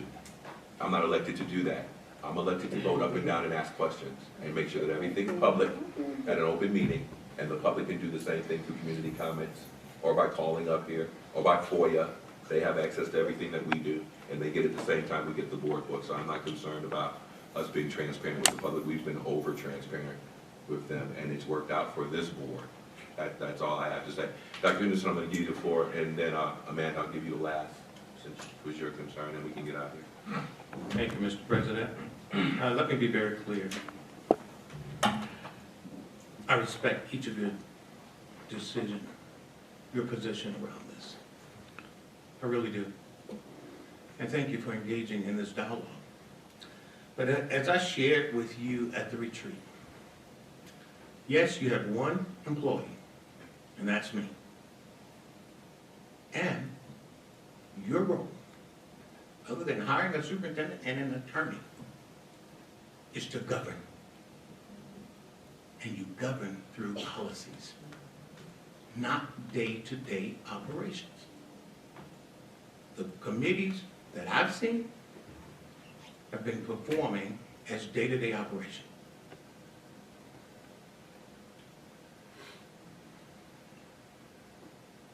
We must remain in our lanes for us to move forward collectively. It's just that simple. As Mr. Alexander shared, you still will have the opportunity to be on a committee, finance committee, teaching and learning committee, of the 8 committees, of 8 sections of the policies. But it will be around policies, not day-to-day operations. And that's how I need to move in this district. And with your support, we're going to get there. Yes, sir. Change is hard. Change is hard. It can be uncomfortable. And I share, and true, trust and believe, I want to go home. It's been a long day for me, but I respect the board enough to make sure that we have this conversation. Some community members wanted this conversation. So we'll have this conversation. I believe this is a sign of transparency, that we take the time to hash these things out publicly so that people know exactly where we're going as a whole. But I think we would be remiss or derelict to not afford or take the recommendations of the superintendent as to how he wants to operate the district. It does no violence to anything that we're saying that we need or the public needs to know. We get that information whenever we want to. We can get that information whenever we want to. Alrighty. If there's nothing else, can I get a motion to adjourn? I'm sorry, before that, scratch that. Amanda, I wanted to give you the last few requests after everything that you've heard. I'll be brief. I think anyone who's gone to a finance committee meeting wouldn't say, oh gosh, the board members are trying to tell the finance committee what to do. I actually think it's kind of the reverse. When you go to a finance committee meeting as a board member or as a member of the public or as a stakeholder, you're getting a really good education in what happens in this district financially. A really good education. You know, we sit up here, when Dr. Rodriguez was here, every action item that dealt with money, it was separate from the consent agenda, remember? And now they're all lumped in. You know, we vote on things, and how often do you really know what you're looking at? You know, you're telling me that you're not a financial person. Okay, that's great. I'm not a financial wizard either. But the finance committee is the opportunity for us to really get in depth and understand what exactly it is we're voting on. It's part of being an educated and informed board member. And it's part of having that openness with the public. You know, I think it's really short-sighted to say, oh gosh, we got rid of the finance oversight panel, we've got this 5-year plan, we're fine, we don't need this committee anymore. No, we did these things because we have the committee, because we have these eyes on it, because we have the system, you know, of kind of checks and balances in terms of knowing and understanding what it is that we're voting on up here. It behooves us as a board to keep our eyes on these different things through committees. I think finance is important. I think it needs to remain a committee. And I hate to say it, but I hope I'm wrong, but I predict problems if we take our eyes off of finances. I really do. So it sounds like there's a trust issue with the superintendent or whoever's going to be in finance, because that's kind of what I'm keeping it real. No, that's trust. That has everything. We are looking at it. That has everything to do with trust, though. I'm not being argumentative. It's not even about trust. We have a giant restructuring that's about to be proposed. I understand. We have half of our finance department has gone over the last year.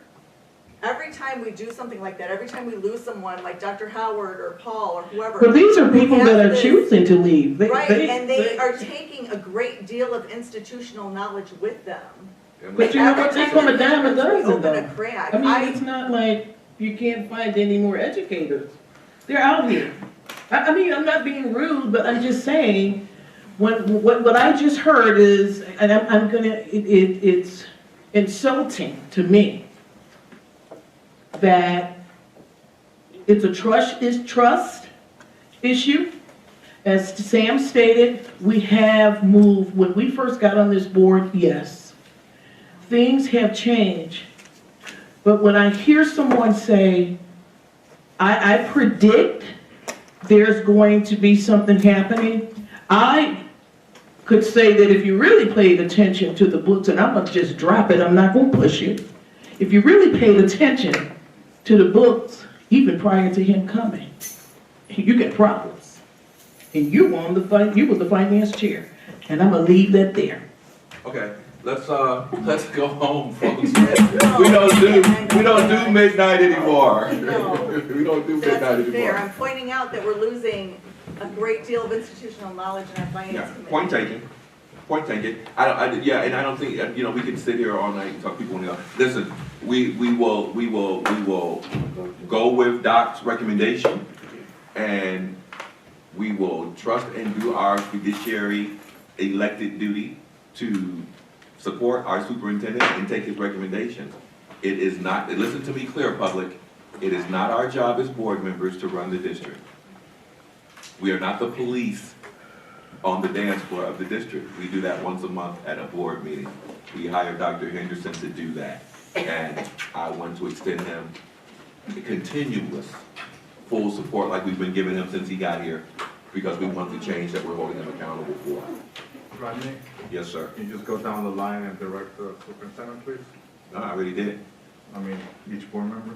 No, we don't have to. I'm the president and I'm not assigning anybody to the finance committee. No, I'm saying we have to direct them to go ahead and do the committee, not to do what he said. No, we don't, Sam. I'm the president and I'm not assigning any committees.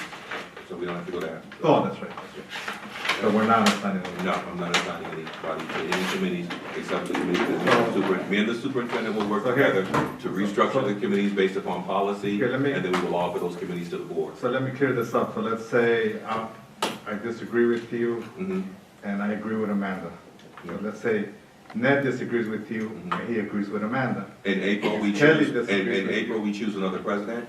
And for policy, the president assigns committee members. Mr. Alexander will not be president accused. That's not get you a president that will give you committees. Mr. Gleason, is that correct? The committees are the board's committees, but Mr. Alexander is correct that as the policy is written, he assigns people to the committees. So if he doesn't assign anybody to the committees, No.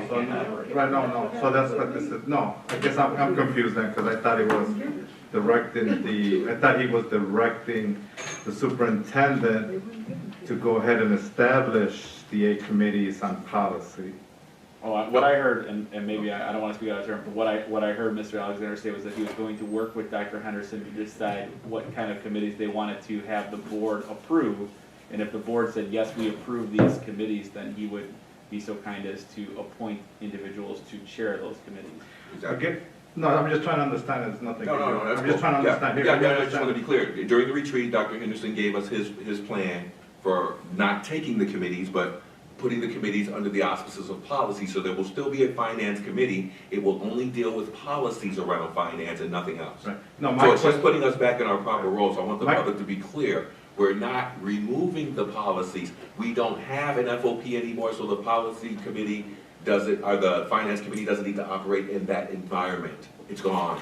We have a 5-year funded financial plan. We need to make sure and monitor that through policy and make policy adjustments to keep that on track, not figure out how to get it again. It's here. Okay, so we have to be progressive and move the way. This is just new business, that's why. So I thought we were directing the superintendent and tell him, you know what, Dr. Henderson, we don't agree with you, we want to stay with the same committees. And we have 4 board members that agree with it. So now 4 board members that say yay. But you don't vote on this. This is not something. That's just for my clarification. Oh, okay. For example, let's say I didn't agree with you. There was 4 members that didn't agree with Rodney. I tell you what. How will you fix that? How will you not make it happen? Sam, how will you stay? Sam, you bring up a good point. Watch this. Okay, so guess what? Watch this. Just for democratic purposes, yes. We don't do that, but we will since we had the discussion. Sam, what's your pleasure? If we get 4, Oh, no, I agree with Dr. Harris. I Okay. just wanted, I wanted to Ms. see Kelly, how. what's your I pleasure? want to say something first. No, no, I no, want, no, I want to say I something just wanted to first. make it clear. And what I want to. I didn't agree with, sorry, go ahead. Sorry. No, what I want to say, I just want everyone to know what the FOP, Finance Committee did. The finance, number one, the FOP Finance Committee, was the FOP's Finance Committee. It wasn't the schools. The only person that worked with the FOP at that meeting was the superintendent. The superintendent and the FOP. That was a finance meeting for them. They let us board members come and sit at the table with us. Sometimes. You know, but we had no say. Every now and then, maybe one of us would interject something, but basically, it was for the superintendent and the FOP. That's who handled that meeting. And when they went into closed session, it was the FOP and the superintendent. And that was it. So what came about after they left, then we got a committee, and I think it was finance, grants, and something else, and that was given to Sam Valterez. But this is different, altogether different from the FOP's committee. So that's all I wanted to interject. What's your pleasure, Ms. Kelly? Would you want the committees to stay the way they are? Or are you going to take the recommendation? You're the president, you assign. Thank you. I say I'm going to support the superintendent. Amanda, we got your point. Della, what's your pleasure? You're the president of the board, you Thank you. appointed, but I got something I want to say. Okay, let me go down the road and then go back to you. You're the president, I said my piece. Got you. Okay, Della, go ahead. I just want the public to know that we have one employee, our role and responsibility on this board is to set policy. It is the superintendent's role and responsibility to implement policies that have been set by the Board of Education. That's it, that's all. I think many people think that the Board of Education has all this power. We don't. You set a policy, you afford the opportunity to the superintendent to implement the policy, and that's it. You're a board member once a month. Good night. Can I get a motion to adjourn? Still, hold on. The Board of Education may establish committees. The board president shall appoint, doesn't establish. Right. So, Bill, explain this to me. This is new business. I'm just trying to understand, nothing against you guys. And we're here, and there's 4 that agree with Amanda, but that's why we have the discussion then. Go, Sam. Why do we have the discussion? Sam, ask your question. So that's my question. Do we as a board as a whole direct the superintendent, go ahead, establish the committees, once they're established, Rodney, these are the 8. Sam, you take 4. Mr. Wagner, you take 8. But setting direction is made by the board. Do we want committees, yes or no? It's established by the board by policy 2150, not by the president. The board president shall appoint, not establish. So if we want committees, yes or no, we have to decide on a vote. Maybe not right now because it's new business, but we do have to put that on the agenda right before we make the committees and appoint. But if we as board members establish the committees, and he doesn't appoint them, then we still don't have any committees. No, my thing is giving the superintendent direction for the committees. As a whole, we have to give them direction, yes, we want your 8 committees. Because other than that, we just had the discussion and Ronnie just decided for everybody. Even if 5 of us wanted to stay with all our committees, Ronnie, no, it says the Board of Education may establish committees. No, I'm just saying, I'm just trying to understand. No, I know we got the vote, but Rodney said it doesn't matter. No, the purpose of the conversation, so we can go home, was just to give the public an opportunity to hear us have the discourse. Right. We understand how committees have been made and function since we were elected, and that's the way we will consider and in the way that I would like for us to consider and work with the new superintendent on that. He's already given us the 8 committees and the vision of putting us back in our proper place as policymakers, since we've done the hard work of making sure that all of those concerns and historical things were taken care of. So what I'm asking the board right now is to give him an opportunity to structure the district, including the board that he wants to work with the way that he wants to, so that we can evaluate him accordingly. That's all I'm asking for. We'll have plenty of time to catch a disaster coming down the street or something that we may foresee if that happens, but that's not happening right now. That's not happening right now. And I think it's misgiving, or it's a little disingenuous to say that we anticipate there being a problem. Based upon what? Based upon what? Why would we anticipate that? People have left. We've had 2 financial people since I've been on this board. Mr. Starking has chose to move on. We'll have another one. Why would we just automatically assume or send it out into the ether that we anticipate there being a problem for our new superintendent being here and him wanting to structure? That's not good. I don't like that. I don't like that at all. Because we say that we're incompetent, then as a board, to catch and do our job. We're just telling ourselves. Because we're his boss. So if we don't catch him doing it, then it's on us. I got it right. It's not gonna be on him. I get it. I just want to understand. That's not a problem. He's been here 6 months and those issues he has to address.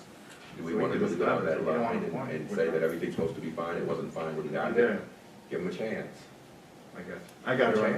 It's been an empty position for months. What else has been empty for months? We've had a lot of things, but what are we gonna do? Okay, so when 500 paychecks stop going out, See, what are you doing, Amanda? I'm just saying, these are issues, it's not You're a saying Dr. now, Anderson You're problem. muddying It's the not well. this. I'm You're just muddying the saying. well. Hey guys, I got it, but That hasn't happened. So why don't you anticipate that? I got it. Dr. Henderson, has anyone not been paid? And if he does, Hey guys, I'll be right. No? Okay. You're muddying the well for him. I'm not. This is why we're still here. If I was discussing your concerns, man, we didn't even have to have this conversation. Please don't do that. We're here because of your concerns, and we're still here. The meeting's been over for almost an hour. I'm not disregarding it. I'm not. I'm just saying. Call for the adjournment. Can we get a motion to adjourn? So move. I got it. I got it. Yeah. All in favor? Aye. Aye. I got it. All in favor? We're adjourning. Aye. Aye. Aye. Aye. Aye. Meeting's over.